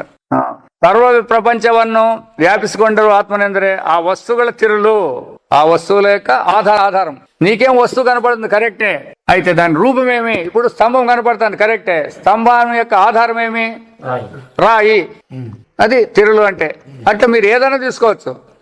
దేహం తీసుకున్నా కూడా అంతే, దేహము అని అంటాడు. ఏ విధంగా దేహం అంటే జ్ఞానం ద్వారానే దేహం అన్నావు. కాబట్టి జ్ఞానమే దాని ఆధారం, దేహం యొక్క ఆధారం. అందుకే నేను ఉండాలని ఎట్లా చెప్తా అంటే అనుభవం చెప్పినాం కదా, జ్ఞానమయ్యే చెప్తాండాము కానీ దేహమై చెప్పేకలేదు ఎవరికి. దేహం ఉందనే దానికి. ఇప్పుడు కన్ను అన్నింటినీ చూస్తుంది కానీ కన్ను చూసుకోమను. పోనీ మనసు అన్నింటినీ విచారం చేస్తాం. మనసు తెలుసుకోమని చూస్తాము, లేదా బుద్ధి నిశ్చయం చేస్తున్నాడు తాను నిశ్చయం చేయమని చూస్తాము. నేనంటాడు చూడు, వీడు అన్ని ఉపయోగిస్తాడు, నేను నిశ్చయం చేయమని వీని కానీ ఎవరికి లేదు. ఇదే ఇవన్నీ పరాశ్రయం అంటే ఇతరాన్ని ఆశ్రయించి ఉండాయే కానీ స్వతంత్రమైన శక్తే లేదు దీనికి. అందుకే దృక్ విషయంలో అట్లా వస్తాయన్నమాట. ఒకటి దృక్ అవుతుంది, మళ్ళా అదే దృక్కు దృశ్యం అవుతుంది, ఇంకోటి దృక్ అవుతుంది. ఇట్లా దృశ్య వివేకం అనేది ఆత్మయే దృక్కు. సర్వ దృక్ సదా, అది ఎప్పుడు దృక్కే గాని దృశ్యం అనే పదమే లేదు దానికి. మిగతా విషయాలకు ఉంటాయి, కొంచెం దృక్ అవుతాయి, కొంచెం విషయం అవుతాయి. ఎట్లా అంటే విషయాలను తెలుసుకునేటప్పుడు ఇంద్రియాలు దృక్, విషయాలు దానికి ఇదైతాయి కదా. కాబట్టి దృక్ అయింది. ఇది మనస్సు చేత ఈ ఇంద్రియాలు తెలియబడతాయి కాబట్టి ఇప్పుడు ఇంద్రియాల విషయం అయిపోయా, మనస్సు దృక్ అవుతుంది. ఈ మనస్సు ఎప్పుడు దృశ్యం అవుతుంది? బుద్ధి చేత ఇదైపోతుంది, బుద్ధి దృక్ అవుతుంది. ఈ బుద్ధి ఎప్పుడు దృశ్యం అవుతుంది అంటే నేను అనేవానికి దృశ్యం. ఈ నేను అనేవాడు దృశ్యం ఎప్పుడైతాడు? పరమాత్మ దృశ్యం అవుతాడు, విషయం అవుతాడు. ఇది దృగ్దృశ్య వివేకం అన్నమాట. ఇట్లా కాబట్టి అవి అయితే పరమాత్మ ఇట్లా ఏమైనా పొంద మాట్లాడంటే కాదు. సదా సర్వదృక్ సదా ఎప్పుడూ చూసేవాడే గాని విషయమయ్యకు వస్తేనే దృశ్యమయ్యకు విషయమే లేదు. సర్వగతను వ్యాపకను ఎందు ప్రతిపాదిస్తారే జీవాత్మన సంసార స్వభావాగలి. ఈ జీవుని యొక్క స్వభావం ఏమి? పుట్టేది సచ్చేది లేదా ప్రాణం యొక్క ఆధారంతో ఉంటాడు. అల్పత్వ అంటే అయ్యో నాకెంత శక్తి లేదప్ప, నేను అల్పుడు, భగవంతుడు గొప్పవాడు అంటారు చూడు, అల్పత్వ. కించితత్వ జ్ఞానం కలాలి పరమార్థ వెళ్ళవెందు ఉపాధికృతవాద ఈ దోషగలంటూ ఎందుకు ఆత్మనికి వెళ్ళవెందు వేదాంత గల దృఢపడిస్తుంది. ఈడు ఆపాదించుకున్నాడు చూడండి, నేను కించితజ్ఞుడు అంటే జ్ఞానం లేనివాడు, అల్పుడు అని ఇట్లా ఆపాదించుకున్నాడు చూడండి. ఇవి ఏమైనా కానీ పరమాత్మకు అంటుకుంటాయంటే అంటుకుండేకి లేదు. ఎట్లయితే ఆకాశంలో ఉండేటువంటి మిగతా భూతాలన్నీ ఆకాశంలోనే ఉన్నాయి, అయినప్పటికీ ఆకాశానికి ఏమైనా అంటుకున్నాయా? ఏమి అంటుకోలేవు. ఆకాశాన్ని విడిచి ఉన్నాయి అవి. అట్లా పరమాత్మ విడిచి ఏవి లేకున్నా ఇవి పరమాత్మకు మాత్రం అంటుకుండేలేదు దీనికి. అందుకే ఇవే చాలా ముఖ్యంగా గుర్తించవలసిన విషయాలు ఇవే. అన్ని పరమాత్మలో ఉన్నాయంటారు, మళ్ళీ పరమాత్మకు అంటుకోలేదంటారు కదా అంటారు వీళ్ళు. అయితే చూడండి, పరమాత్మ నిర్గుణ నిరాకారుడు, నీ కనబడేది సగుణ సాకారం. నిర్గుణ నిరాకారానికి సగుణ సాకారానికి ఎట్లా కల్పిస్తారు చూడండి, కలిపియండి చూస్తాం, కరుచుకుంటే వెళ్ళేయండి చూస్తాం దాన్ని. ఇప్పుడు ఆకాశానికి భూమి మన్నును కలిపేయండి చూస్తాం ఎట్లా కల్పిస్తారు, లేదా నీళ్లను కలిపేయండి, లేదా అగ్నిని కలిపేయండి, లేదా వాయువుని కలిపేయండి చూస్తాం. ఎంత వాయువు ఉంటే ఆకాశం వల్లాడిస్తాయా? కాబట్టి జీవాత్మన సంసార స్వభావాలు అంటే పుట్టి సచ్చేది, లేదా అల్పత్వం అంటే తక్కువతనము, కించిత జ్ఞాది అంటే తక్కువ అల్ప జ్ఞానం కలిగిన పరమార్థ వల్లవెందు ఉపాధికృతవాద ఈ దోషగలు. ఇప్పుడు ఉపాధి యొక్క కృతం అన్నమాట ఇది. అంతే ఇప్పుడు ఘటాకాశం అంటాం మనం. ఘటాకాశం అంటే ఎంత ఉంటుంది? ఘటము నిండా ఉంటుంది. మహాకాశము సరే, ఇప్పుడు ఘటాకాశము మఠాకాశం అన్నారు. ఇవి రెండు వేరు వేరేనా? ఇది రావాలి, ఇది అర్థమైతే చాలు ఇంకంతే. ఎప్పుడు ఘటాకాశము మఠాకాశము పటాకాశం అంటారు అనుకోండి, ఆ ఉపాధుల పేర్లతో ఆకాశాలను పేర్లు పిలిచినారు. మహాకాశం అనే పదం వచ్చింది. ఇప్పుడు మహాకాశం వేరే, ఇవన్నీ వేరు వేరే ఉన్నాయా అంటే అట్లుంటే మరి దాని ఘటాకాశం అని ఎందుకంటే అంత ఆకాశంలో అయితే దాన్ని ఎందుకంటే రాపో మీరు అట్లా అది రావాలా. అట్లా మనం కూడా పరమాత్మ స్వరూపులు అయితే కూడా ఈ దేహాదులను పెట్టుకునే దాని నుంచి నువ్వు జీవుడైనావు అంతే. మన స్వరూపం పరమాత్మే. అయితే ఆ ఘటాకాశం ఎట్లయితే ఘటం అనే దాన్ని ఆకారాన్ని పట్టుకొని ఘటాకాశం అన్నారు, ఈ దేహాన్ని పట్టుకొని జీవుడు అంటాడు వీళ్ళు. మరి నువ్వు జీవుడు అవుతావా? చూడు పేరు పెడతారప్ప, పగలు కొడితే ఏమైతుంది అది? అట్లనే ఈ దేహాన్ని విడిస్తే ఏమవుతావు నువ్వు? మరి అయిపోయింది. ఇప్పుడు కొత్తగా తెచ్చుకునేది ఏముండదు మీరు. అంటే దేహం వదులుతుందంటే సస్యాన్ని కాదు దీని అర్థం, దేహం లేదని గుర్తించాలా. అది ఆడు కుండ పగిలిపోయింది అన్నాము, కడవ పగిలిపోయిందంట, వీడు అట్లా పగిలిపోతాను కాదు ఇది. ఆ ఘటం అనేది ఆకాశంలోనే ఉంది, ఘటాకాశం కూడా మహాకాశంలోనే ఉండదు. అట్లా ఈ దేహాదులు దేహంలో ఉండేటువంటి చైతన్యము అంతా ఆ చైతన్యంలోనే అంతర్గతంగా ఉంది కానీ సపరేట్ గా లేదు. అయితే ఉపాధికృతంగా దోషాలు. ఉపాధి ఇప్పుడు కుండ పుట్టింది, కుండ పగిలిపోతుంది. అయితే మన్ను ఎప్పుడు పుట్టి మన్ను ఎప్పుడు నాశనం అవుతుంది చెప్పండి చూస్తాం? అట్లా లేదు. అట్లా పరమాత్మ కూడా ఒకప్పుడు పుట్టేది, ఒకప్పుడు నాశనం అయ్యేది ఎట్లయితాడు? కాదు అనేదానికి ఆ విధంగా మనం తీసుకొని అవి సంబంధపడవు అలా. అప్పుడు ఈ ఉపాధి నిండా పరమాత్మ ఉన్నాడు అని చెప్పేసి అనుకోవాలి. అట్లా కాదు, ఉపాధి నిండా పరమాత్మ ఉన్నాడంటే అదే కదా చెప్పండి. ఇంతకుముందు ఎన్ని తూర్లు చెప్పినాను. ఉపాధి వేరే పరమాత్మ వేరే కాదు, పరమాత్మనే ఉపాధి అని కల్పించుకుంటారు, పరమాత్మనే ఉపాధిగా కల్పించుకుంటాం, బంగారుని ఆభరణంగా కల్పించినాం అంతే. అది అక్కడ మరి ఇప్పుడు ఆభరణం అంటాడు, సపరేట్ ఉంది, అది లేదు, బంగారునే ఆభరణం అంటాడు అంతే. అది పరమాత్మనే శరీరం అంటారు మీరు అంతే. విచారిస్తే శరీరం పరమాత్మ లేదు, ఉండేది పరమాత్మ అవుతుంది. ఇప్పుడు దానికి ఆధారం చెప్తుంది కదా, ఇంతకుముందు చెప్పినాం కదా, ఏదైనా ఒక వస్తువు ఉండాలంటే దాని ఆధారం జ్ఞానము అని చెప్పినాము. ఇప్పుడు దేహము అని అంటూ నువ్వు ఆ దేహం అనేది దేంతో కనుక్కుంటావు? జ్ఞానం తెలుసుకుంటావు. మరి జ్ఞానమే అవుతుంది కానీ దేహం ఏంటికి అవుతుంది? మరి ఆ విధంగానే వచ్చి రావాల్సింది. అది మరి ఇంకెట్లు పోతావు? అంత అంతే. భగవద్గీతలో విద్యా వినయ సంపన్న అని చెప్తాడు చూడండి, ఆ శ్లోకం అట్లే మరి. లేకపోతే ఎట్లా అర్థం చేసుకుంటావు? అంతా పరమాత్మని ఎట్లా అనుకుంటారు? బ్రాహ్మణుని, ఆవుని, ఏనుగుని, కుక్కని తిన్ని చండాలని అందరినీ ఉపాధులు వేరు వేరే ఉంటాయి కదా. మరి ఉపాధులు వేరు వేరే ఉంటే మీకు అన్నిటి అందు సమభావం రావాలంటే ఎట్లా వచ్చేది? ఇప్పుడు ఈ ఉపాధి లేకుండా ఎట్లా చేసుకోవాలి? జ్ఞానం ఉపాధి లేకుండా కాదు, లేదని తెలుసుకోవాలి ఆయన. అదే దాని లేకుండా ఎట్లా చేస్తారు మీరు? తాళ్ళలో పాములు లేకుండా చేయాలంటే ఎట్లా చేసేది? మేము ఉండింటే చేస్తా అంటే అదో ఒకటి. ఉంటే మంత్రగాన్ని పిలుచుకొస్తా అంటే, లేకపోతే గరుత్ మంది పిలుచుకొచ్చి అనుకోని పోనప్ప అంటే, లేని దాన్ని ఎవడేం చేయాలి? ఇప్పుడు నువ్వు అనుకున్నావు, కల్పించుకుంటాము. అందుకే ప్రపంచం ఇది వర్తేతే నివర్తేత నశంశయ మాయా మాత్రమిదం ద్వైతం. ఈ ద్వైతం అంతా మా కనపడుతుంది, విశేషత లేదు. ఉండేదేమంటే అద్వైతం పరమార్థత, ఉండేది పరమార్థ స్వరూపమే అని. అందుకే ఇవే చాలా సిక్కులు చూడు. మనం ఇంత ఆలోచన చేసేకి ఇవి వస్తాయి కాబట్టి సామాన్యులకి ఇక్కడే కొంచెం సామాన్యులకి ఇంకా చాలా పడుతుంది. అందుకే వ్యాపకం అంటేనే మొన్ననే చెప్పిన ఇంతకు ముందు, ఈ మఠంలో ఉండే ఆకాశం, దేవాలయంలో ఉండే ఆకాశము, దేవాలయం రెండు ఉన్నాయి. ఇప్పుడు కుండను మన్నంతా వ్యాపించిందంటే కుండ మన్ను రెండు ఉంటాయా? ఉండేది ఏమిటిది? మన్నే. అట్లా వ్యాపకత్వం అనేది ఆడ. పరమాత్మ వ్యాపకత్వం అంటే ఇట్లా ప్రపంచం ఉంది, ప్రపంచాన్ని పరమాత్మ వ్యాపకం చేయలే. పరమాత్మ యొక్క వ్యాపకత్వాన్ని నువ్వు ప్రపంచము అంటాడు. అర్థమే కదా ఇప్పుడు. ఆ విధంగా ప్రతి ఒక్కరూ అర్థం చేసుకోవాలి. చాలా మంది ఇది అనుకుంటున్నారు, ఎందుకంటే ఆయన అంతా వ్యాపించినాడు కాబట్టి. మన కొన్ని ప్రశ్నలు వేస్తే అందరూ అంటారు కదా, ఉంగరంలో బంగారు ఉందని అందరూ అంటారు. బంగారు ఉందంటారు కానీ బంగారులో ఉంగరం అని ఎవరనే లేదు. ఎవరైనా అడుగు, నువ్వేం పర్వాలేదు. ఇదే చాలా మందికి అందరూ అంటారు అట్లే. ఇది బాగా ఇట్లా చెప్పినావు అనమాట. రెండు చెప్పి ఇప్పుడు బంగారులో ఉంగరం ఉంది, ఉంగరంలో బంగారు ఉంది అని ఇచ్చారు వాళ్ళు. సరే ఉంగరంలో బంగారు ఉండదు, కరెక్ట్ పెడితే నీ ఉంగరం నువ్వు తీసుకో, మా బంగారు మేము తీసుకుంటాం. ఇప్పుడేమన్నా మీకే మీ ఉంగరంలో బంగారు మేము తీసుకున్నావా? నీ ఉంగరం నువ్వు తీసుకో. బంగారు నీకేం సంబంధం? ఉంగరం ఉందంటివి కదా, ఉంగరాన్ని తీసుకో నువ్వు, అంతే. బంగారు మాకి అదే చెప్తే కదా, ఆధారమైన దాన్ని విడిచిపెట్టి ఆధారంలో తోచేదాన్ని సత్యం అని పెట్టుకున్నాం మనం. ఇంతే. మన స్వరూపంలో తోచేదాన్ని సత్యం అంటున్నారు. మన స్వరూపం సత్యం అనేది రావాలా. అందుకే రమణ మహర్షి చెప్పిండి, అది నేననే దాన్ని విచారం చేయండి అన్నాడు. అంటే ఇక్కడ ఇంపార్టెంట్ ఏమి, ఆ జ్ఞానాన్ని వదిలిపెడుతున్నాం. ఏదైతే ఈ విషయాలకు కలగజేస్తా ఆ జ్ఞానాన్ని మీద మనకు ధ్యాస లేదు. కేవలం ఆ జ్ఞానాన్ని వదిలి మొత్తం ఈ ప్రపంచానికే మనం విలువిస్తున్నాం అన్నమాట.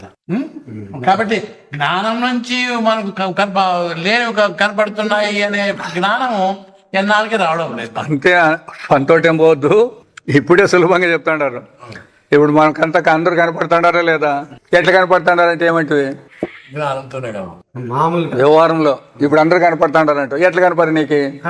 కళ్ళతో చూస్తే వెళ్తురు లేకనే కనపడతారా వాళ్ళు? మరి వెళ్తురు నీకు సేపు పెడతారు, ఎవడు కూడా మాట్లాడలేదు. వెళ్తురు ఎవడే కానీ మాట్లాడించలేదు. బాగా చూసుకోండి, మీరేం దీంట్లో పెద్దగా ఆత్మవరకు పోయే పని లేదు.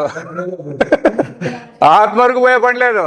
వ్యవహారంలోనే మనం ఇటు మాట్లాడుతున్నాము. రాత్రి కూడా వెళ్తురు నిడిచి పెడతారు. అప్పుడు కూడా కళ్ళతోనే చూస్తామంటారు. ఎప్పుడు కళ్ళు చూస్తాయనేది అది వేరే. ఆ కండ్లు కూడా వెలుతురు సాయం. అట్లా ప్రపంచం చూడాలన్నా కనపడాలన్నా కూడా వెలుతురు ఎట్లా ఆవశ్యకత, వ్యవహారం తెలుసాలన్నా వ్యవహారం ఉందన్నా కూడా చైతన్యమే ప్రధానం. అంతే. అందుకే ఆ స్థితికి రావాలన్నమాట. వస్తువులకు విలువ ఇవ్వకుండా ఆ వస్తువుల ఆధారమైన చైతన్యానికి విలువిస్తే అప్పుడు మనం ధనులైతాం. దాన్ని అనాసక్తి అంటారు. విషయాల యందు మనకు ఎంత ఆసక్తి తగ్గితే అంత మనం పరమాత్మకు దగ్గరవుతాం. అట్లా కాకుండా విషయాల్లో ఎంత ఆసక్తి పెంచుకుంటే పరమాత్మకు దూరం, జనమన చక్రానికి దగ్గర. అది చైతన్యం అన్న ఒకటే, జ్ఞానం అన్న ఒకటే. చైతన్యం అన్నా, జ్ఞానం అన్నా, అనుభవం అన్నా, పరమాత్మ అన్నా, బ్రహ్మం అన్నా, మోక్షం అన్నా కూడా ఇప్పుడు మళ్ళీ అది కూడా ఆత్మే. పర్యాయ పదాలన్నీ ಅದನ್ನೇ ಇಲ್ಲಿಯೂ ಪ್ರತಿಪಾದಿಸಲಾಗಿದೆ. దాన్నే ఇప్పుడు కూడా మనకి ఇక్కడ ప్రతిపాదించబడుతుంది. ఏది? అన్నిటికీ ఆధారమైనది ఏది ఉందో దాన్ని మాత్రమే. అందుకే అక్కడ అడిగేది కూడా అతడు ఏమడతాడు? కొడుకు ఎవరు? కొడుకు తండ్రి మనసుకు లేదు. ఇప్పుడు ఎదురుగుంటేనే మాట్లాడేకొస్తుంది, రాదు నాకు కూడా. కొడుకుని పంపించింటాడు కదా గురువు దగ్గర, 12 ఏళ్ళు విద్య చేసుకుని నేర్చుకురాపోని. వచ్చినప్పుడు వాడు ఉద్దాలకుడు, ఇంకోటి వాడు కొడుకు ఉద్దాలకుడు, తండ్రి అల్లి ఉద్దాలకుడు, కొడుకు ఎవడుని శ్వేతకేతుని. ఏరా, దేన్ని వింటే అంతా విన్నట్ల, దేన్ని చూస్తే అంతా చూసినట్ల, దేన్ని తెలుసుకుంటే అంతా తెలుసుకున్నట్ల. అది ఏమన్నా మీ గురువు చెప్పినాడా అంటే చెప్పలేదు. అంటే మా గురువుకే తెలిసింటే నాకు చెప్పాల్సింది కదా అంటాడు మనోడు. నేనే ముఖ్య శిష్యుడు, నాకు చెప్పాల్సింది కదా అని ఆయన కనుక్కుంటా అనమాట. వీడు ఏమి నేర్చుకోవాలి శుంఠ అనుకుంటా ఒకటే మాటకే. ఇన్నేళ్ళు పోయించినా కూడా నీకు తత్వమే తెలియలేదు అని మరి ఆ గురువు దగ్గరికి పంపిస్తాడు. ఇంట్లోనే ఉండాలని నాయన నువ్వే నేర్పేయాలని నమస్కారం చేసేస్తాడు. అప్పుడు 9 విధాలుగా బోధ చేస్తాడు. ఎవరో ఉద్దాలకుడు శ్వేతకేతువుకి ఆ విధంగా 9 రకాలు వస్తువు కనపడుతుందంటే ఎట్లుంటుంది అని ఒకటి, తర్వాత దాంట్లోనే ఎట్లుంటుంది అనేది ఒకటి, ఇట్లా ఉదాహరణలు అన్నీ. విత్తనంలోనే ఆ మర్రి విత్తనంలోనే మర్రి చెట్టు అంత పెద్దగా ఉంటుంది కదా, అదే చూసేకండి మర్రి చెట్టు ఎట్లా, అట్లా ఈ ప్రపంచం ఉండే దాంట్లో అంతా ఎట్లా పుట్టాయంటే ఇట్లాంటివన్నీ ఉదాహరణలు చెప్పి 9 ఉదాహరణలు చెప్తాడు చాందోగ్యోపనిషత్తులో. కాబట్టి దేన్ని తెలుసుకుంటే అంతా తెలుసుకున్నట్లు కావాలి, దేన్ని వింటే అంతటినీ వినిందట్లా. అంటే పరమాత్మ జ్ఞానం అయితే ఇంకంతా చేయవలసింది లేదు, మనం తెలుసుకోవాల్సింది కూడా ఉండలేదు. కాబట్టి శుభమతిగా ఆగి ప్రార్థన, అదే శుభమతి అంటే ఇదే ఆత్మ జ్ఞానం కోసం ప్రార్థన చేయాలని. అందుకే మంచి కార్యాలు అంటారు చూడండి. ఏం మంచి కార్యాలు అంటే ఏం చేయాలా, మళ్ళీ అదే చెప్తాను. పుణ్యకార్యం, పుణ్యం అంటే ఏమిటి, శుభకార్యం అంటే, మంచి కార్యం అంటే, సత్కర్మ అంటే ఏమిటి అని చెప్పు. అదే భగవంతునికి జాయింట్ చేసి చెప్పేటివన్నీ శుభకర్మలు. భగవంతుని విడిచి వేరే ఏం చెప్పినా అసత్కర్మలు. ఎందుకంటే ఉండే సత్ పరమాత్ముడే, ఏ కర్మ జరిగినా అతనికే జరగాల. మంచి కర్మ, మా ఇంట్లో కూడా శుభకార్యాలు జరుగుతాయనంటాం మనం కూడా. మన శుభకార్యాలకు ఆటంకాలు ఉంటాయి, భగవంతుని శుభకార్యానికి ఆటంకాలు ఉండలేదు.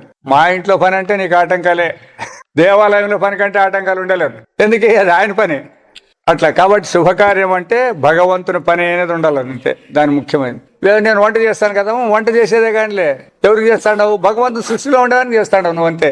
భగవంతుని సృష్టి నీ ఇంట్లో వాళ్ళే కావచ్చు, భార్య కావచ్చు, భర్త కావచ్చు, పిల్లలు కావచ్చు, బంధువులు కావచ్చు, ఎవడైనా కావచ్చు, అదంతా భగవంతుని సృష్టే కదా.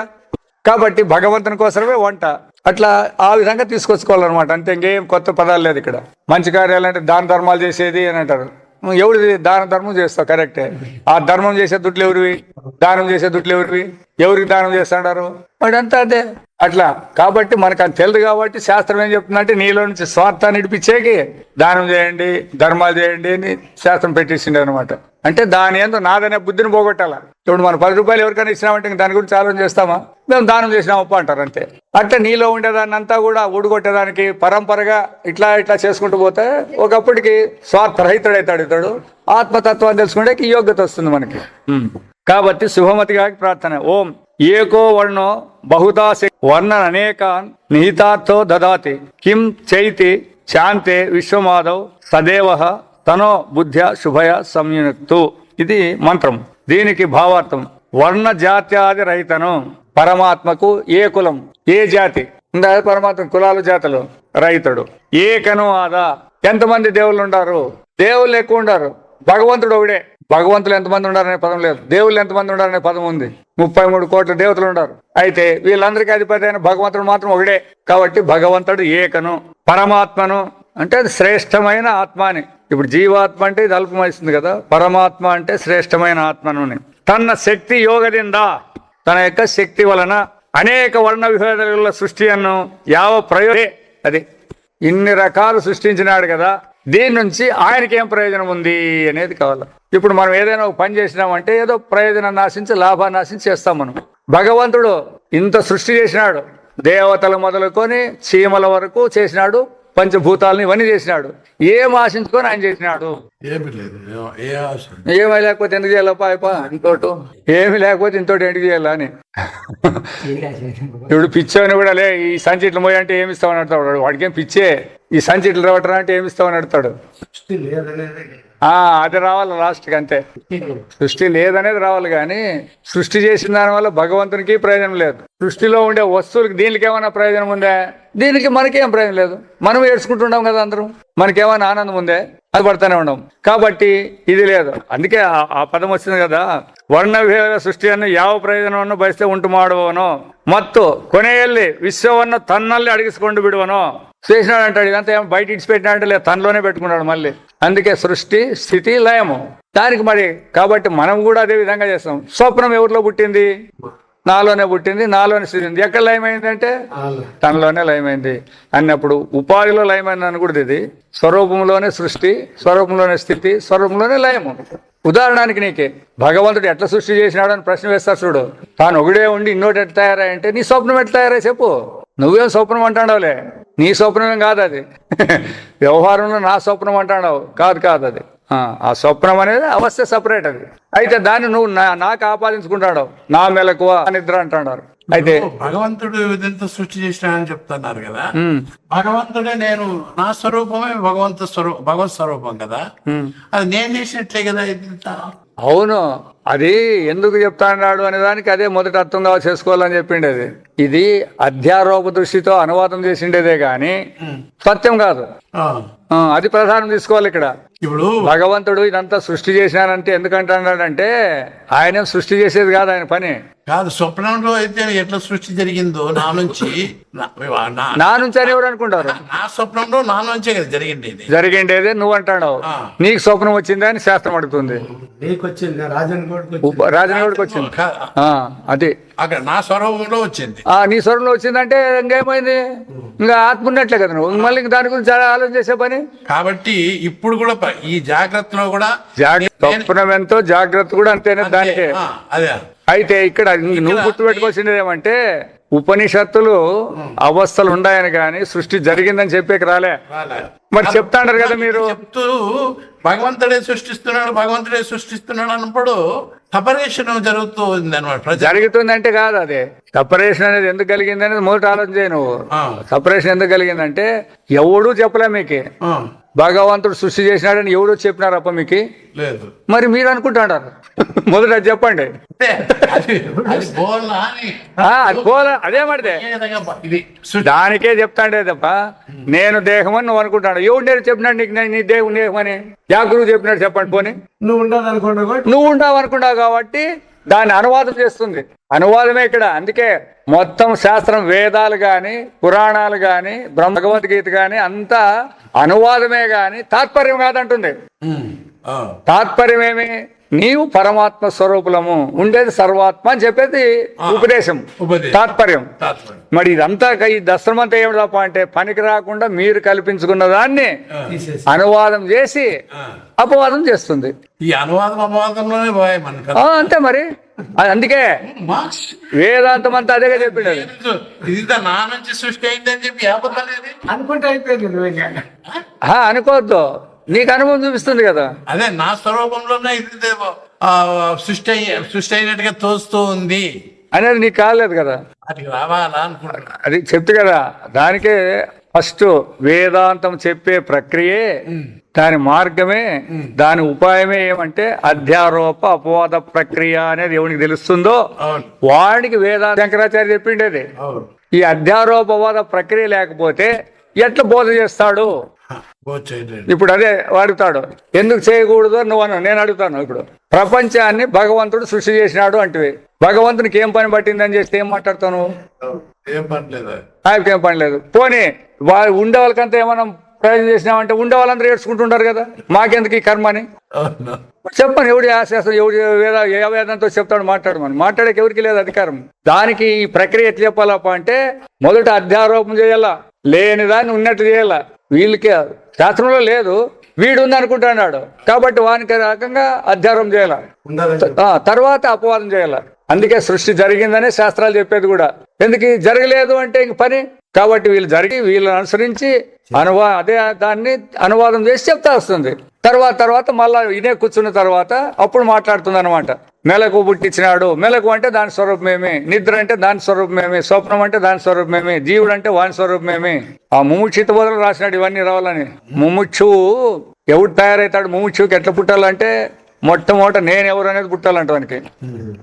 నేనెవరు, నాకు ఈ దేహం ఎందుకు వచ్చింది, నాకు ఈ దుఃఖాలు ఎందుకు వచ్చినాయి, నేనెందుకు పుట్టి సచ్చేవాడు కావాలా? ఇవన్నీ పుట్టి సచ్చేది లేకుండా దుఃఖం లేనటువంటిది ఏదైనా ఒకటి ఉంటే అది ఎట్లుంటుంది, ఎక్కడ ఉంటుంది, దాన్ని నేను ఎట్లా పొందాలా? ఇవన్నీ ప్రశ్నలు అవి. ఆ ముముక్షిత బోధలో సజ్జనగఢ స్వామి ఆయన రాసినాడు అనమాట, ఆయన అనుభవం అదంతా. కాబట్టి ఆ శాస్త్రాన్ని చెప్పే వాళ్ళకి శంకరాచార్య చెప్పినాడు, శంకర వేదాంతం మీకు అర్థం కాదు. అధ్యారోపద ప్రక్రియ ఉండాలా, వస్తు దృష్టి ఉండాలా, పరమార్థ దృష్టి ఉండాలా, వ్యవహార దృష్టి ఉండాలా, పరమార్థ దృష్టి ఉండాలా, సార్వత్రిక పూర్ణానుభవం ఉండాలా. ఇవన్నీ ఉపయోగిస్తే మీరు తత్వాన్ని చెప్పేకి మీకు యోగ్యత ఉంటుంది. ఈ పదాలు వాడకపోతే వాళ్ళు చెప్పేకి రాదు, వీళ్ళు వినేకి లేదు. వినాల్సిందే కానీ తత్వం మాత్రం ఎవరికి బోధపడలేదు. మెయిన్ అది చెప్పినాడు అనమాట. అందుకే అధ్యారోపవాద ప్రక్రియ అని పెట్టుకొని చెప్పమండి. ఎందుకు జగత్తు సృష్టి అయిందంటివి నేను అడుగుతాను, ఎందుకు చేసినాడు, ఎక్కడ చేసినాడు, ఎప్పుడు చేసినాడు, ఎందుకు చేసినాడు అంటే ఏం చెప్తావు?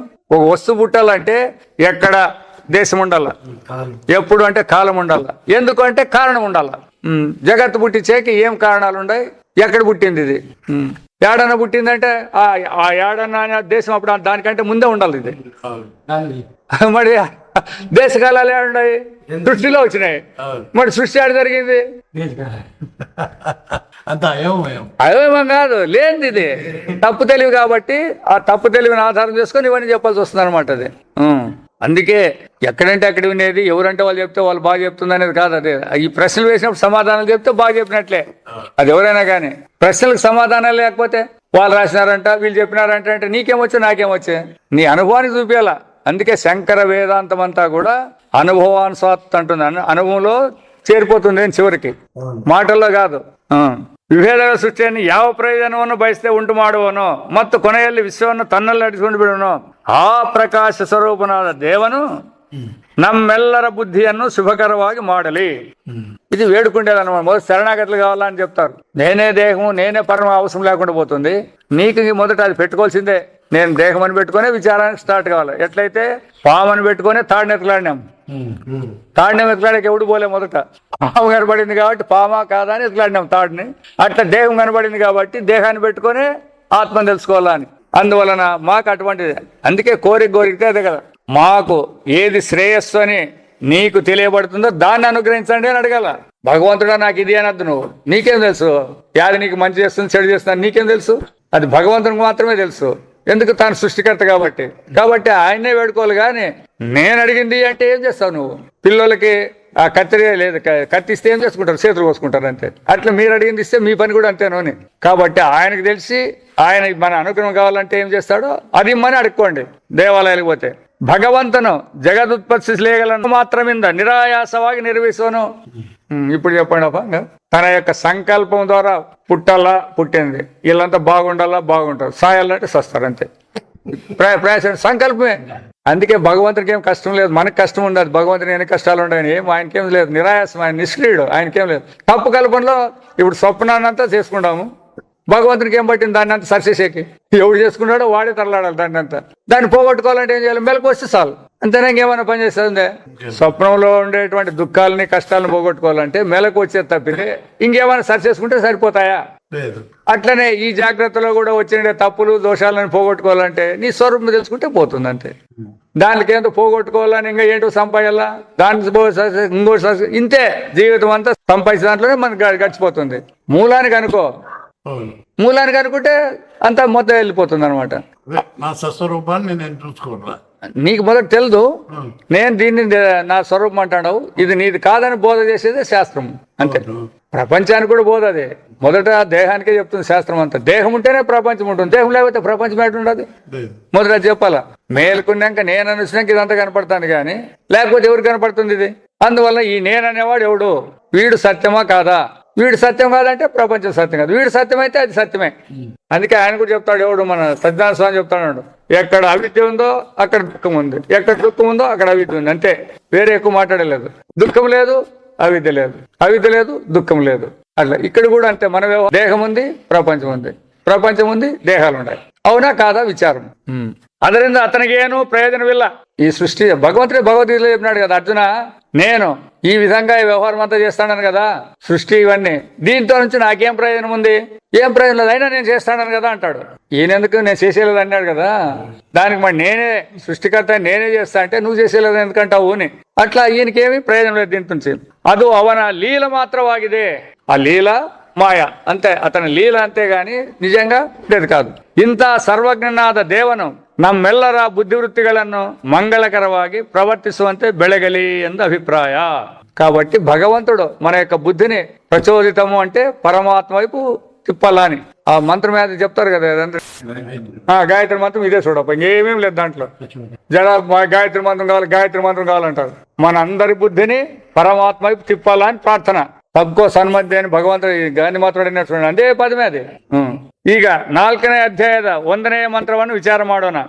పరమార్థ వస్తువు అత్యంత గహనవాదద్దు అంటే చాలా రహస్యమైనదన్నమాట. అది ఎందుకు మనకు వ్యవహారంలో ఇంద్రియాలతో తెలుసుకొని కనుక్కోవచ్చు కొన్ని విషయాలు, అది ఇంద్రియాలకు దొరికేది కాదు.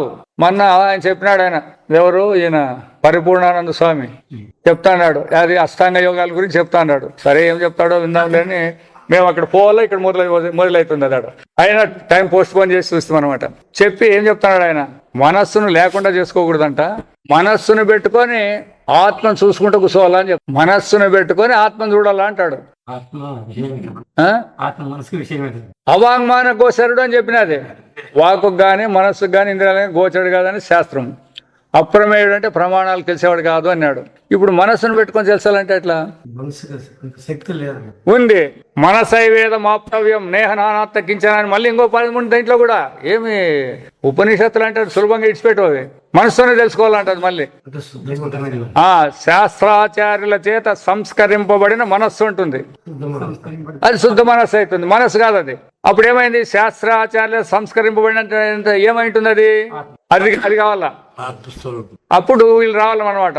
మనస్సును కాదు ఆత్మను ఆత్మ పొందుతుంది. అదే మనస్సుతో నేను చెప్పుకుంటూ పోతే ఎట్లా? అందులో 9 అష్టాంగ యోగాల్లో 8 ఉండాలంటాడు ఈయన. వేదాంతులు ఏమో 5 ఉండాలనే వరకు ఒప్పుకుంటారు. ఈయన ధారణ ధ్యానం సమాధి కూడా ఉండాలంటాడు. మళ్ళీ ఏం చెప్తాడు, ధారణ ధ్యానం సమాధి అనేది మోక్షమేం కాదు అని మళ్ళీ చెప్తాడు. ఇప్పుడు జనం ఎక్కడికి పోవాలా అని వీళ్ళంతా. ఇప్పుడు ఆసనం ఉంది, యమము నియమం ఉంది, ప్రాణాయామం ప్రత్యాహారం, వాటి వరకు వీళ్ళు తీసుకుంటారు. మన వాళ్ళు కూడా ప్రత్యాహారం అంటే విషయాల మీద పోకూడదు అనేది, ఆసనం అంటే స్థిరంగా వేసుకోవాలనేది, యమము నియమం అంటే ఇది అంతరేంద్రియం బాగా, ఇవన్నీ ఉన్నాయన్నమాట. వచ్చింది దీంట్లో వచ్చింది కాదు, చెప్తాను వాళ్ళు చెప్పే పద్ధతిలో అవి 5 తీసుకోండి, మిగతా అవసరం లేదని చెప్పింది. వీళ్ళు 8 ఉండాలంటాడు ఈయన. ఎందుకంటే పాతంజలి యోగం మీద ఈయన దృష్టి ఎక్కువ ఉంది. ఈయన శక్తి ఉపాసకుడు ఈయన. దాన్ని ఎట్లయినా కానీ జనం మీద తిక్కాలి వీళ్ళు. మళ్ళీ వేదాంతం చెప్తామని తిరిగేది. ఇది మన వ్యవహారం ఏందో దాన్ని చెప్పు, దానికి సిద్ధం చేయదు, ఒప్పుకోవాల్సిందే, దాని గురించే మనం మాట్లాడేది. మళ్ళా ఇది వేదాంతం చెప్తాడంటే ఎట్ట వేదాంతం లేకొస్తుంది అయినది. ఆయన ఏమంటాడు, మన హిందూ మతాన్ని కాపాడుకుంటే మన ధర్మం అని ఇస్తాడు. ఇట్లా ఏమో కరెక్టే చూడు, గోరక్షణ చేయాలా, అది కరెక్టే కాదని ఎవరు లేదు. రాగద్వేషాలు లేకుండా ఉండాలా, ఇది ఎట్లా చెప్తావు చెప్పు. ఇప్పుడు అన్నాడు, వాళ్ళని అడుగుదామండి. ఇప్పుడు ఇప్పుడు పరమాత్మ ఏకమా అనేకమా? పరమాత్మ ఏకమా అనేకమా? మరి ఏకమైతే రాగద్వేషాలు ఇంటికి వస్తాయి. దాంట్లో దాన్ని కాపాడేది, దాంట్లో తీసేసేది ఏమిటి? మంచి అని అన్నావు కదా, ఆ మంచి అనే దానికి అర్థం చెప్పనేది. ఇప్పుడు అడిగే శాస్త్రం అడిగేది, దేని మంచి అంటావు? నీ అభిప్రాయంలో మంచి, ఈయనకి చెడు, ఈయన అభిప్రాయంలో చెడు, నీకు మంచి. ఏదాన్ని పొందించుకుంటావు? పొంది అని చూస్తాం. అందుకే సత్కర్మలు శుభకర్మలు అనేవి అన్ని కూడా అంతే, భగవంతుని కోసం చేయాల. ఇప్పుడు భగవంతుడు యదా యదా హి ధర్మస్య గ్లానిర్భవతి భారత, ఆయన కాపాడుతాడు దాంట్లో. ఎందుకంటే ఆయన దీనికి ఆధారమైనవాడు. మనము ఇక్కడ వచ్చి పని చేసిన వాళ్ళమే. ఎప్పుడైతే మనం దాన్ని కాపాడాలంటే ఆత్మతత్వాన్ని బోధ చేయాలి నువ్వు. ఎందుకు? ఆవుల్ని చంపకూడదు, ఆవుల యందు కూడా పరమాత్మే ఉన్నాడు, కోళ్ళ యందు పరమాత్మే ఉన్నాడు, ప్రతి ప్రాణి యందు పరమాత్మే ఉన్నాడు. దాన్ని చంపితే హింస వస్తుంది. మనం ఎక్కడ పెట్టుకున్నాము, ఈ మహమ్మదీయులు ఆవులు చంపుతారనే దాన్ని దృష్టి పెట్టుకొని దీన్ని కాపాడాలని మనం అంటాండేది. ముందు లేరు వీళ్ళు, మహమ్మదీయులు అనే వాళ్ళు లేరు. నువ్వు అన్నట్లు పూర్వకాలం ఋషుల కాలంలో రాజులకు కూడా రాజ్యాలంటే ఏం లేదు, ఎన్ని లక్షల గోవులు ఉన్నాయనే వస్తాండి. అప్పుడు కూడా వాళ్ళు కూడా అభివృద్ధి చేస్తాను గోవుల్నే. ఎందుకంటే వాళ్ళకి ఏమి రాజ్యాలు చేసుకోవాలనే పని లేదనమాట వాళ్ళకి. అది కరెక్ట్ ఉంది. అది అప్పటి నుంచి ఆ ధర్మం అనేది ఎట్లా చేసేసినారు అప్పటికి, హిందువులకు ఒక ధర్మము, మహమ్మదీలకు ఒక ధర్మము, బౌద్ధులకు ఒక ధర్మము అని విడదీసుకుంటూ వచ్చేసుకుంటారు వీళ్ళంతా. ఆడ ఈ ద్వేషాలు రాగద్వేషాలు వచ్చినాయి. ఆడ ఒక డాక్టర్ వచ్చిండే నంద్యాలలో, ఆయనకు ఒక అర్ధగంట టైం ఇచ్చిండ్రి. మన శంకరాచార్య మొదటి చదివే ఆయన చెప్పానమాట.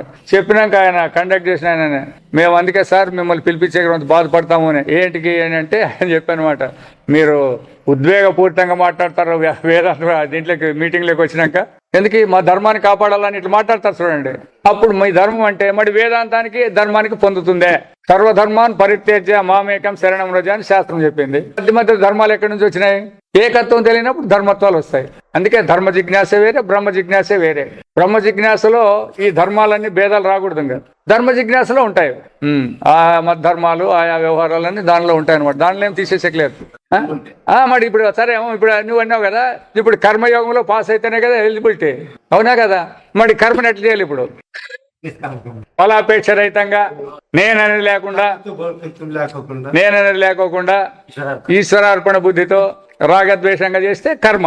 అట్లా లేకుండా కర్మ చేస్తాం కాబట్టి మేము కర్మ చేసుకుంటున్నాం కాబట్టి కర్మ వస్తేనే కదా ఉపాసనకి గుర్తుకొస్తా అంటే ఆడు చెప్పినాడు అనమాట. అట్లా ధర్మాలు కూడా అట్లే చేయి, ధర్మ జిజ్ఞాసను కూడా అదే విధంగా చేయాలంతే. అనేదానికి వద్దు, నీకు సంబంధం లేదు. ఎప్పుడు కర్తృత్వం చేసుకుంటామో మనకు దుఃఖం తయారంతే. మనం అనుకుని జరగలేదు. మానవుని యొక్క బుద్ధి అల్పం అంటుంది శాస్త్రం. ఇక్కడ కాదు, నీవు ఇప్పుడు ఇక్కడ ఇండియాలో కోటాధిపతుడు, నువ్వు అమెరికాకు పోవాలంటే నీకు విమానాల్లోనే విమానం కొనుక్కొని పోయకుండదు అధికారం, అవునా కదా? మరి విమానం కొనుక్కొని పోతే అమెరికాలోకి నేను రాణిస్తారా? వీసా ఉండాలా లేదా? మరి నువ్వు ఎంత పెద్దోడైతే మాత్రం వాళ్ళ రూల్స్ కట్టుబడి ఉండాలా లేదా? నువ్వు ఈడ విమానాన్ని నడిపేది కారు ఉండేది, పో ఆడ నడిపోసి వస్తాము. నోరు మూసుకొని కూర్చోవలసిందే మనం. మొన్న ఆడ నేర్చుకొని మళ్ళీ సర్టిఫికేట్ పొందితేనే నువ్వు డ్రైవ్ చేసేకి వచ్చేది. అట్లా ఏ లోకానికైనా పో, నువ్వు నీదేం పని జరగలేదు. నేను ఇక్కడంతా యజ్ఞయాగాలు చేసి నువ్వు ఇంద్రలోకానికి పోయినావు అంటే ఇంద్రలోకాల రూల్స్ బట్టే ఉండాలా. నేను ఇన్ని చేసినాను కాబట్టి నాకు స్వతంత్రం ఉందనేకి లేదు, నీకు అధికారం లేదు. మానవుడు ఏ లోకానికైనా పోని ఇట్లా ఎవడు కానీ ఏ లోకాలకు పోయినా కూడా స్వతంత్రం అనేది లేదు. ఇంకే లోకానికి పోతే ఏం పని ఉంది? స్వతంత్రం ఉంటే నీకు ఒప్పుకో, స్వతంత్రమే లేదే మనకి. ఈ ఉపాధులు ఉన్నంత వరకు స్వతంత్రాలు లేవు. ఎప్పుడు మన స్వరూపం కనుకుంటే సర్వ స్వతంత్రం. ఎవడు కూడా దాంట్లో రెండోవాడు అనే ఉండదు, నేననేవాడు పరిచ్ఛిన్నత లేదు. కాబట్టి అప్పుడు హాయిగా ఉండేదానికి మనకు వీలవుతుంది అంతే. ఎంతవరకు దేహం నేనని అభిమానం పెట్టుకుంటామో యా లోకానికి పోయినా కూడా వానికి సమాధానం లేదు. ఇది మన అనుభవంలోనే చూసుకోవచ్చు. ఎవరెందుకు వాళ్ళు నేననేది ఉన్నప్పుడల్లా మనకి మానాలు అవమానాలు జరుగుతాడాయా? నేను లేనప్పుడు జరుగుతాడాయా? నేనున్నప్పుడే కదా జరిగేది. నేను లేనప్పుడు అంటే ఏదైతే తప్పు నేను పెట్టుకుంటారో ఆ నేను లేనప్పుడు అది అర్థము. ఈ నేను లేనకుండా పోతే అంటే లేకుండా పోతే సంబంధం కాదు, నీ ఉంటావు ఎప్పుడు. అయితే ఉపాధి నేను అనుకుంటావు చూడడానికి, అన్ని కష్టాలు దుఃఖాలు అన్ని ఇస్తున్నాను కాబట్టి దాన్ని తీసేసేదే ఈ యొక్క వేదాంతం యొక్క లక్షణం అంతే. అందుకే చెప్తుంది, గుణాల యొక్క ప్రభావం వలన ఈ వ్యవహారం అంతా జరుగుతుంది. మొత్తం మీద చెప్పాలంటే దాన్నే మాయ అంటారు. అందుకే సాత్విక గుణంలో ఉండే వాళ్ళు లక్షణాలు వాళ్ళు వేరే. అంతా కొంతవరకు పరమాత్మ వైపు ఉండేటట్లే మాట్లాడతారు. పరమాత్మగా కాదు, పరమాత్మ వైపు ఉండేటట్లు మాట్లాడతారు. రజోగుణం ఉండేవాళ్ళు తమ వైపు మాట్లాడుకుంటారు స్వార్థంతో. తామస గుణం ఉండేవాడికి వానికి ఏం సంబంధం లేదు, రాజసము లేదు, వాడి దగ్గర సాత్వికం లేదు. వాడి చెడిపోయేది అనేది ఎక్కువ వాడిని కోరుకుంటుంది అనమాట. ఇట్లా అలసత్వము, సోమరతత్వము, నాశనము ఇవన్నీ కోరుకుంటుంటాడు. అందువల్ల ఇదంతా జరుగుతుంటే దానివల్ల ఆ గుణాల యొక్క వ్యవహారాన్ని ఎవడు కనుక్కుంటాడో వాడు ధన్యుడైతాడు ఉంటుంది అంతే. ఈ జరిగే వ్యవహారాలన్నీ కూడా నేను మంచి పనులు చేస్తాను అంటే అది సాత్విగుణం యొక్క లక్షణం. నీవు ఆ సాత్వికానికి లోబడకూడదు. అది ఆ సాత్వికంలో మంచి గుణాలు చేసేవాడిని కనపడుతుంది, దాన్ని చూసేవాడు నువ్వు ఎట్లయితావు? దానికి నిలబడేది రావాలా. దాన్ని తెలుసుకుంటానంటాడవే, ఆ తెలుసుకుంటానన్నప్పుడు ఈ దీంతోగా తెలుసుకునేది నువ్వు. అందుకే ఏ దానికైనా కూడా ఆత్మ యొక్క వ్యాపకమే రావాలా. నేను తెలుసుకుంటాను, నేను వింటాను, నేను చూస్తాను, తింటాను, ఏమన్నా చెప్పండి మీరు. అన్నీ దాంతోనే జరుగుతాయి. కానీ నీకు కనపడేది అది కనపడదు, ఇవి కనపడతాయి. అన్ని చేతులు, కళ్ళు, దేహాలు, కాళ్ళు ఇవన్నీ కనపడతాయి మనకు మనస్సులో. ఇవి స్వతంత్రం లేదు అనేది బాగా దృఢంగా పడాలి. మనకి ఉంది, మన కన్ను చూస్తుంది కరెక్టే, వ్యవహార దృష్ట్యా కన్ను చూస్తాను అనాల్సిందే. అయితే స్వతంత్రం లేదనేది కూడా పెట్టుకోండాల. నా చైతన్యం వల్ల చూస్తుంది అది, నా చైతన్యం వల్ల చెవి వింటుంది, నా చైతన్యంలో మనస్సు ఆలోచన చేస్తుంది. చైతన్యాన్ని విడిచి వాటికి అస్తిత్వం లేదు అన్నప్పుడు ఉండేది చైతన్యమే అనేది రావాలి. ఇది దీన్నే మరలా విచారం చేసుకోవాలా. ఎంతవరకు నువ్వు నిలబడతావో అంతవరకు పోరాడుకోవాలా, లేకపోతే కష్టం. కాబట్టి అదನ್ನು అర్థిಕೊಳ್ಳవదు. దేవతలు ఎంతవరకు కఠినవాదరిందా. చూడండి, ఈ ఆత్మతత్వం అంటే దేవతలకైనా సులభం కాదు. మనం ఏమంటాము, దేవతలకు పుట్టింటే బాగుంటాము పంట ఏమంటే ఆడ కొన్ని భోగాలు అనిపిస్తారు అంతే. తత్వం ఏమో ఆడ తెలిసేయలేదు. అందుకే ఒత్తి చెప్తాడనమాట, మానవ దేహముతో మానవ లోకములో మానవ జన్మ ఉన్నప్పుడే ఇంత సులభంగా స్వచ్ఛంగా తెలుసుకుంటే గీడైతుందంట. దేవతా లోకాల్లో కూడా ఇంత స్వచ్ఛంగా తెలుసుకుంటే రాదంటాడు. బ్రహ్మలోకంలో కూడా వీడు తెలుసుకుంటాడంటే ఎట్లా తెలుసుకుంటాడంటే తన యొక్క నీడ ఎట్లుంటుందో అతుకుపోతు పడుతుందంట. తానే సత్యము, అది నీడ సత్యం కాదని తెలుసుకునే రాదంటాడు. కాబట్టి ఈ లోకంలో తెలిసినంత ప్రస్ఫుటంగా వేరే తెలిసేది. కాబట్టి దుర్లభమైంది. దాంట్లో మూర్ఛత్వం ఇంకా దుర్లభము. దాంట్లో మనకి ఎవరు సత్పురుష సాంగత్యం కలిగేది ఇంకా కష్టముని. ఇట్లాంటి మనకు అన్ని దొరికినాయి. మరి దీన్ని ఉపయోగించుకోకుండా పోతే వేస్ట్ అవుతుంది. మహతి వినాశ అంటాడు. ఇంతకంటే గొప్ప నష్టం లేదు. మళ్ళా 84 లక్షల జీవరాశుల్లో ఉపయోగంలో పుట్టి రావాలి. నువ్వు ఎప్పుడు వచ్చేకైతుంది? ఎన్ని జన్మలు కావాలో, ఎన్ని యుగాలు కావాలో. కాబట్టి అంతో ఎంతో ఇప్పుడు నీకు అవకాశం ఇచ్చినారు కాబట్టి దీంట్లోనే మీరు తెలుసుకోవాలా అనేది చెప్పేది. ఈ మంత్రದಲ್ಲಿ పరబ్రహ్మవర్ణం అవర్ణವೆಂದಿದೆ. దానికి వర్ణం అంటే కులం లేదు, లేదా రంగు అనేది కూడా లేదు. ఇది ఉపలక్షణ అంతే. ఇప్పుడు ఎట్లయితే మంత్రి వస్తాడప్ప అంటే ఏమర్థం చేసుకోవాలా? ఉపలక్షణం మంత్రవుడే కాదప్ప వచ్చేది, మంత్రముడికి వీళ్ళందరూ వస్తారు అని. అట్లా ఇది ఉపలక్షణ అంటే ఇది ఒకటి చెప్తే, వాక్కుని గురించి చెప్తే ఇంక అన్నిటికీ అర్థం చేసుకోవాల్సింది, రుచికి అన్నిటికీ చేసుకోవాల్సింది ఉపలక్షణం అంటారు దీన్ని. వర్ణ జాతి నామరూప ముంతాద యావ విశేషಗಳು ఇల్లదు పరబ్రహ్మ. ఇది మరి సామాన్యులకి అర్థం కాదు, వేదాంతం తెలుసుకోవాలని వచ్చిన వాళ్ళకి మాత్రమే దీని మీద కుసబుద్ధి అవుతుంది. ఆయనకు వర్ణము లేదంట, జాతి లేదంట, గుణము లేదంట, రూపము లేదంట, ఆకారం లేదంటే ఆయన ఎట్లుంటాడప్ప? ఆయన ఎట్లుంటాడు చెప్పండి? అట్లుండేకి వీల్లేదు. ఆకాశం ఉందా లేదా? వాళ్ళు వచ్చి తగ్గరారు. ఆకాశం ఉందా లేదా? యా రూపంలో ఉంది, యా జాతిలో ఉంది చెప్పండి మేడం. అయినా ఉందా లేదా? ఉంది. గుణం అనేది ఒకటి ఉంది, శబ్దం అనే గుణం ఉంది, శబ్దం అనే గుణం ఉంది. అయితే అదే కానరాదు. అట్లే ఇట్లా ఉన్నవే కానరాకపోతే వీటికి ఆధారమైన పరమాత్మకి లేదు అనే దానికి ఏం అధికారం ఉంది నీకు? మనకెందుకంటే మన మనస్సుకి ఇవన్నీ ఉంటే ఉండాలని అలవాటు అయిపోయింది, ఎన్ని జన్మల నుంచో వాసన. దాని నుంచి ఒప్పుకోదు మొదట, తర్వాత దాన్ని ప్రశ్నలు వేసి దాన్ని సంస్కరింపాలని దాన్నే ఆ సంస్కారం చేస్తే వస్తుంది ఇది. ఇంకా అగోత్రం, యాగోత్రము, అవర్ణం, ఏక ఎందు ముండుకోపనిషత్తులు తెలిసిదే, ప్రతి ఉపనిషత్తులో కూడా ఉంది ఈ విషయం. ఇంత బ్రహ్మವು నానా విధವಾದ ನಾಮರೂಪ ಜಾತ್ಯಾದಿ ವಿಶಿಷ್ಟವಾದ ಪ್ರಪಂಚವನ್ನು ಉಂಟು ಮಾಡುತ್ತದೆ ಎಂದರು ఆశ్చర్యవాగుತ್ತದೆ. ఇప్పుడు దానికి ఆకారం లేదు, రూపం లేదు, గుణం లేదు, అన్ని లేదు. అయితే అది పుట్టించేది ఎట్లుందప్ప అంటే నామరూప గుణాలతో పుట్టిస్తుంది. ఇది ఆశ్చర్యమే కదా. సాకారం నుంచి సాకారాలు పుడతాయంటే ఒప్పుకోవచ్చు ఎవరైనా. నిరాకారం నుంచి సాకారం పుడుతుందంటే, లేని దాని నుంచి అంటే ఎట్లెట్లు పుట్టేది అని అదే ఆశ్చర్యము. జనానికి కూడా అదే ఆశ్చర్యమేదనమాట. ఆశ్చర్యవాగుತ್ತದೆ. ఆదరే అది వ్యవహార దృష్టియిందా ఇప్పుడు తీసుకుంటాడు. ఎందుకట్లా కనపడుతుందంటే వ్యవహార దృష్టియిందా అనేక విచిత్ర శక్తిಗಳು ఉల్లద్దాగిదే. పరమాత్మ దృష్టితో ఏం లేదు, ఉండే తానే. ఇంకా శక్తులు లేవు, చిత్రాలు లేవు, విచిత్రాలు లేవు. అయితే అవిద్యా దృష్టి ద్వారా ఇవన్నీ కనపడతాయి. ఇప్పుడు స్వప్నంలో అన్ని కనపడతాయి కదా మనకి. భూమి కనపడుతుంది, ఏటను తెచ్చిపెట్టుకుంటే మనం భూమి దాంట్లో, ఆకాశాన్ని ఏటను తెచ్చిపెట్టుకుంటే నిద్రామోహం అంటుంది అంతే. జాగ్రత్త అనేది లేనందువలన నిద్రామోహం ద్వారా నీకు స్వప్నం వచ్చింది అంటారు. మెలకు వస్తానే ఆ మోహం అనేది తొలగిపోతుంది. ఆ విధంగా ఆ శక్తి గలాదరో పోనీ అట్లా వచ్చిన శక్తులు ఏముంటాయంటారు కదా, పరమవే. ఆ వచ్చినవి ఏమైనా పరమాత్మ కంటే వేరే ఉంటాయంటే పరమాత్మ నుంచి ఉండేకి లేదు. ఆ కంసులోనంగిట్లో బీరువా నిండా రకాలు తగిలేసి ఉంటాడు వాడు. రూపాలు వేరే, పేర్లు వేరే, అవి ధరించే స్థలాలు కూడా వేరే. అన్ని విచిత్రాలన్నీ కూడా బంగారం విడిచి ఉండాయా అనేది బంగారే కదా సొంతంగా. అట్లా పరమాత్మను విడిచి మీకు కనబడే చిత్ర విచిత్రాలు శక్తులు ఎన్నన్నా ఉన్నా కూడా ఆ పరమాత్మను విడిచి స్వతంత్రంగా ఉండాయా? లేవు. ಉದಾಹರಣೆಗೆ ಒಂದು ರತ್ನಮಣಿಯನ್ನು ತೆಗೆದುಕೊಳ್ಳ್ರಿ. ರತ್ನಮಣಿ ಅದರ ಪ್ರಭೆಯು ಎಲ್ಲಾ ದಿಕ್ಕುಗಳು ಹರಡಿರುತ್ತದೆ. ఆ యొక్క రత్నాల యొక్క కాంతి అంతటా వ్యాపించి ఉంటుందన్నమాట. ఆ ಬೆಳಕಿನಲ್ಲಿ నానా వర్ణಗಳು కండు బరుತ್ತವೆ. దాంట్లో రకరకాలైనటువంటి మణుల్లో కనబడుతుంది. ಆದರೆ రత్నమణిಗಿಂತ సాగలి బಣ್ಣగలాగలి ద్వితీయ వస్తువులు ఇరుವುದೇ ಇಲ್ಲ. ఆ రంగులు కనపడేటివి, ఆ ప్రకాశాలు కనపడేటివి, ఆ మణి నిడిచిపెట్టి స్వతంత్రంగా ఉంటాయి, అవి ఉండేకి లేదు. అట్లా కనపడేటివన్నీ కూడా, వినపడేటివన్నీ కూడా తన స్వరూపాన్ని విడిచి లేవు అనేది ఎవడు గుర్తిస్తే వాటి వైపు పోడు మనిషి. అవి నేను కాదు, నాకంటే వేరని పెట్టుకున్నాం కాబట్టి కావాలని అందరూ తనలాడుతున్నారు. అందువలన నీ స్వరూపం ఏమని నువ్వు గుర్తిస్తే, నా స్వరూపమే చైతన్యము, నా స్వరూపమే జ్ఞానము, ఇదే అమృతము, ఇదే అభయము అని కనుక్కున్నావంటే ఇంక వేరే దానికి పోయేదానికి ఎవరికి అవకాశం లేదు. ಆದರೆ ರತ್ನಮಣಿಯನ್ನು ಹಾಗೆ ಹೋಳೆಯದಂತೆ ಇಲ್ಲದ ಬಣ್ಣಗಳನ್ನು ತೋರಿಸಬಾರದಂತ కట్టుబాటు ಮಾಡಲಾಗುವುದಿಲ್ಲ. ఏమయ్యా నీవు అట్లా ప్రకాశం చేయకుండా ఉండాలా అని దాన్ని ఏమైనా కట్టడి పెడతారా మీరు? సూర్యుని వెలగద్దని చెప్తారా? నాకు ఇంకా చెప్తాడు ఈ ప్రపంచం పుట్టిందంటే సూర్యుడు పుట్టినట్లా అంటాడు. ఉదాహరణ చెప్పేది, ఈ ప్రపంచం పుట్టింది అంటే సూర్యుడు పుట్టినట్లా అంటుంది. ఏమర్థమవుతుంది ఇప్పుడు? మరి దినం ఉదయిస్తాడు అస్తమిస్తాడు అంటారు కదా. అట్లా ఇది కూడా, ఈ సృష్టిని కూడా అంతే మనం మాట్లాడుతున్నాం అన్నమాట. పరమాత్మ పుట్టేది లేదు, సచ్చేది లేదు. అయినా చెప్తాం కదా, వీడు పుడతా అంటాడు, సస్తా అంటాడు అని, సృష్టి అంతా జరుగుతుందని.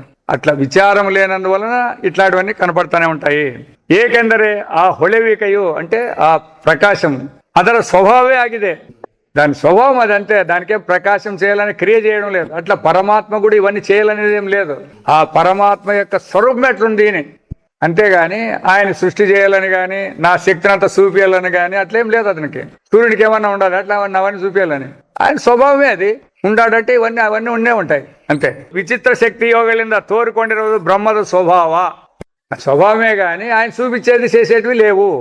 కాబట్టి ಹೀಗೆ ಬ್ರಹ್ಮವು ತನ್ನ ವಿಚಿತ್ರ ಯೋಗದಿಂದ ಅಗಣಿತ ಸಂಖ್ಯೆಯ లెక్కించలేనంత సంఖ్యతో ಚೇತನ ಅಚೇತನ ಪದಾರ್ಥಗಳಾಗಿ అంటే చేతనం కలిగినవి అంటే తిరిగేటివి తిరగనివేని దృశ్యಗಳಾಗಿಯೂ దృశ్యాలుగా తోరుకొల్లుತ್ತಿరుವುದರ ఉద్దేశವೇನು ఎందుకు మరి ఇట్లా ఆ విధంగా కనబడితే దాని ఉద్దేశమేమి ಪ್ರಯೋಜನವೇನು ಎಂದು ವಿಚಾರಿಸಿದಲ್ಲಿ ఉపనిషತ್ತಲ್ಲಿರುವ ఉత్తరವೇನೆಂದರೆ అట్లెందుకు కనపడాలా ఇప్పుడు అందరూ అంటారు కదా ఎందుకు సృష్టించాలా మాకెందుకు కష్టాలు పెట్టాలా అని అంటారు అందరూ ఆయనకేం కష్టాలు పెట్టాలని లేదు మిమ్మల్ని సృష్టి చేయలే మనం అనుకున్నాం మేము ಸೃಷ್ಟಿ అయినాము మా ಕಷ್ಟಾలు ఉన్నాయని దానికి ನಿಹಿತಾರ್ಥ ಎಂಬುವೆ ಆಗಿದೆ ಇದಕ್ಕೆ ವ್ಯಾಖ್ಯಾನದಲ್ಲಿ ಅಗೃಹೀತ ಪ್ರಯೋಜನ ಎಂದು ವಿವರಣೆಯನ್ನು ನೀಡುತ್ತಾರೆ ప్రయోజనం అనేది లేనే లేదు అగృహీత అంటే తీసుకునేదాన్ని ఏం ప్రయోజనం ఉంది ఆయనకి ఇప్పుడు దీంతో భగవంతునికి ఆ విధంగా చూపించడానికి ఏమైనా ప్రయోజనాలు ఉన్నాయా అని లేవు ಯಾವ ಪ್ರಯೋಜನವನ್ನು ಬಯಸದೆ ಬ್ರಹ್ಮವು ಈಗ ಸೃಷ್ಟಿ ವೈಚಿತ್ರ್ಯವನ್ನು ಹರಡಿರುತ್ತದೆ ಎಂದು ಅಭಿಪ್ರಾಯ ಅಷ್ಟೇ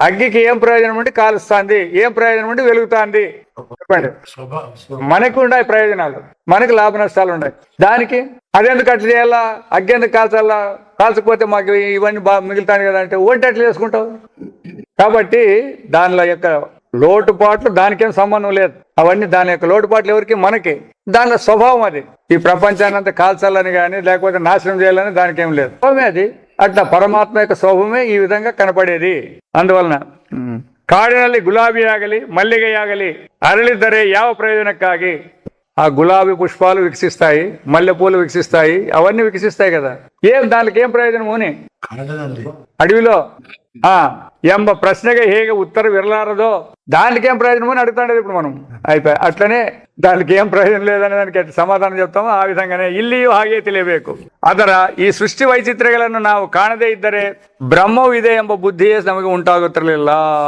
ఇది చూడండి ఇట్లా ఆయన ప్రకాశించి ఈ విధంగా కనపడుకోకుండా ఉంటే పరమాత్మే లేడనే నాస్తికం వస్తాండి ఆయన మనకి అవి వండుకొని ఓహో దీనికి ఎవడో ఆధారం ఉన్నాడు కదా అనే అవే లేకపోతే ఈ విచారంతో అవసరమే లేదు కదా కాబట్టి ಈಗಲಾದರೂ ಇప్పుడైతే ನಾವು ಮನಸ್ಸಿನಿಂದ ಕೂಡ ಊಹಿಸಲಾದ ಸಾಧ್ಯವಾದ ವೈಚಿತ್ರ್ಯಗಳನ್ನು ಕಂಡಾಗ ಇದರ ಕರ್ತೃ ಒಬ್ಬನಿರಲೇಬೇಕೆಂದು ಅವನು ಸರ್ವಜ್ಞನು ಸರ್ವಶಕ್ತನು ಆಗಿರಬೇಕೆಂದು ಊಹಿಸಲೇ ಬೇಕಾಗುತ್ತದೆ అయితే తెలియకోకున్నప్పుడు కూడా ఇప్పుడు మనం విచారం చేయాలి ఒకడే ఇట్లా ఎందుకు చేసినాడు ఆయనకి ఏమేమి ప్రయోజనాలు ఉంటాయి మనకేం ప్రయోజనాలు ఉంటాయి అని ఇప్పుడు మనం ఊహించాల్సి వస్తుంది ఆ పరమాత్మను గురించి ఎంతమంది ఉంటారంటే ఎంతమంది ఉండేకలేదు మళ్ళీ ఇక్కడ ఒకడే ఉండాలా ಆ ಒಗಡೆ ಇಟ್ಲన్నీ ಎಟ್లా చేస్తాడనేది మనం ಊಹಿಸಲ್ಲ ಉದಾಹರಣೆಗೆ ದೂರದಲ್ಲಿ ನಿಂತಿರುವ ನಮಗೆ ಒಂದು ರಾಜಮಾರ್ಗದಲ್ಲಿ ಹೋಗುತ್ತಿರುವ ಕಾರು ಕಾಣಿಸಿದರೆ ಬಾಟ್ಲ ನಿಲಬಡಿನಾము ఒక కారు పోతాంది ಹಾಗೋದ ಆ మార్గವನ್ನು ಬಿಟ್ಟು ಚಲಿಸದೆ మార్గాన్ని విడిచిపెట్టుಕೊಂಡು అట్లే పోతా ఉంటే తెలిసదే ಯಾವ ಗಿಡ ಮರಗಳಿಗೂ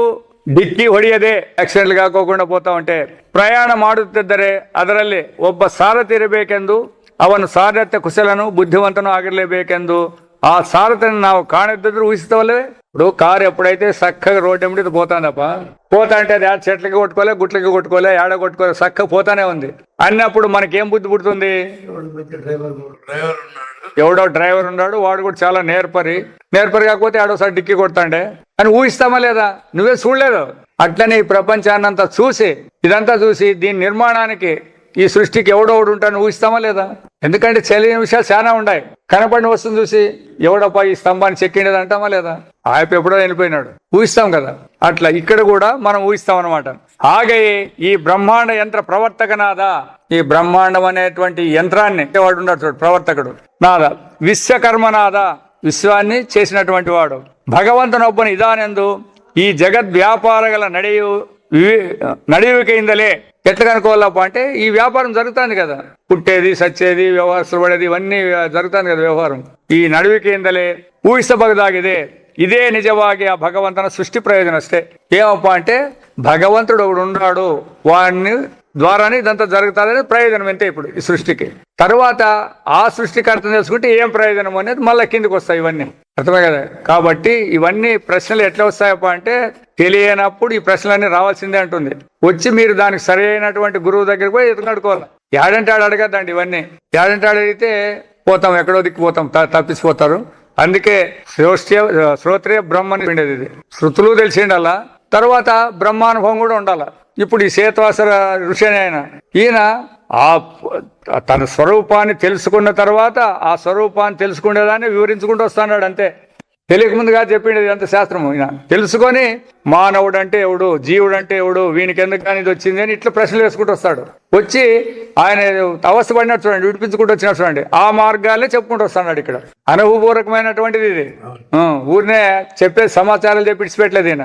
ప్రతి ఒక్క దానికి కూడా ఏ విధంగా తన అనుభవాన్ని పొంది దాని నుంచి దాని బయటపడినాడో అవన్నీ చెప్పుకుంటూ వస్తాడు అనమాట. దానికి మనం కూడా పరమాత్మను మన బుద్ధిని ప్రచోదితం చేయాలా. ఎక్కడ దిక్కు శుభమైన దానికంటే పరమాత్మ వైపు తిప్పేదానికి మన బుద్ధిని ఉపయోగించాలా అనేది హెడ్డింగ్ పెట్టుకొని చెప్తాడు. ఓం అసతోమా సద్గమయ, ఓమా జ్యోతిర్గమయ, మృత్యోర్మా అమృతంగమయ. ఓం సహనావతు సహనౌ భునక్తు సహ వీర్యం కరవావహై తేజస్వినావధీతమస్తు మా విద్విషావహై. ఓం పూర్ణమద పూర్ణమిదం పూర్ణాత్ పూర్ణముదచ్యతే పూర్ణస్య పూర్ణమాదాయ పూర్ణమేవావశిష్యతే. ఓం శాంతి శాంతి శాంతి. అంతా చదివినా చూడ పోయే పని వేసి లైన్లు వేసి కొట్టేసి అండర్ లైన్ రెడ్ లైన్లు అన్ని కొట్టేసినాడు దీనికి. చదువుతాను ఇంటికి పోయినప్పుడు కరెంట్ లేదు, అప్పుడు చదువుతున్నాడు. అదే చెప్తే కదా, అందుకే మరి ఇది నాలెడ్జ్ అనేది పోరాడాలి. దీనికోసమే మనం ఎక్కువ పోరాడాలా. ఈ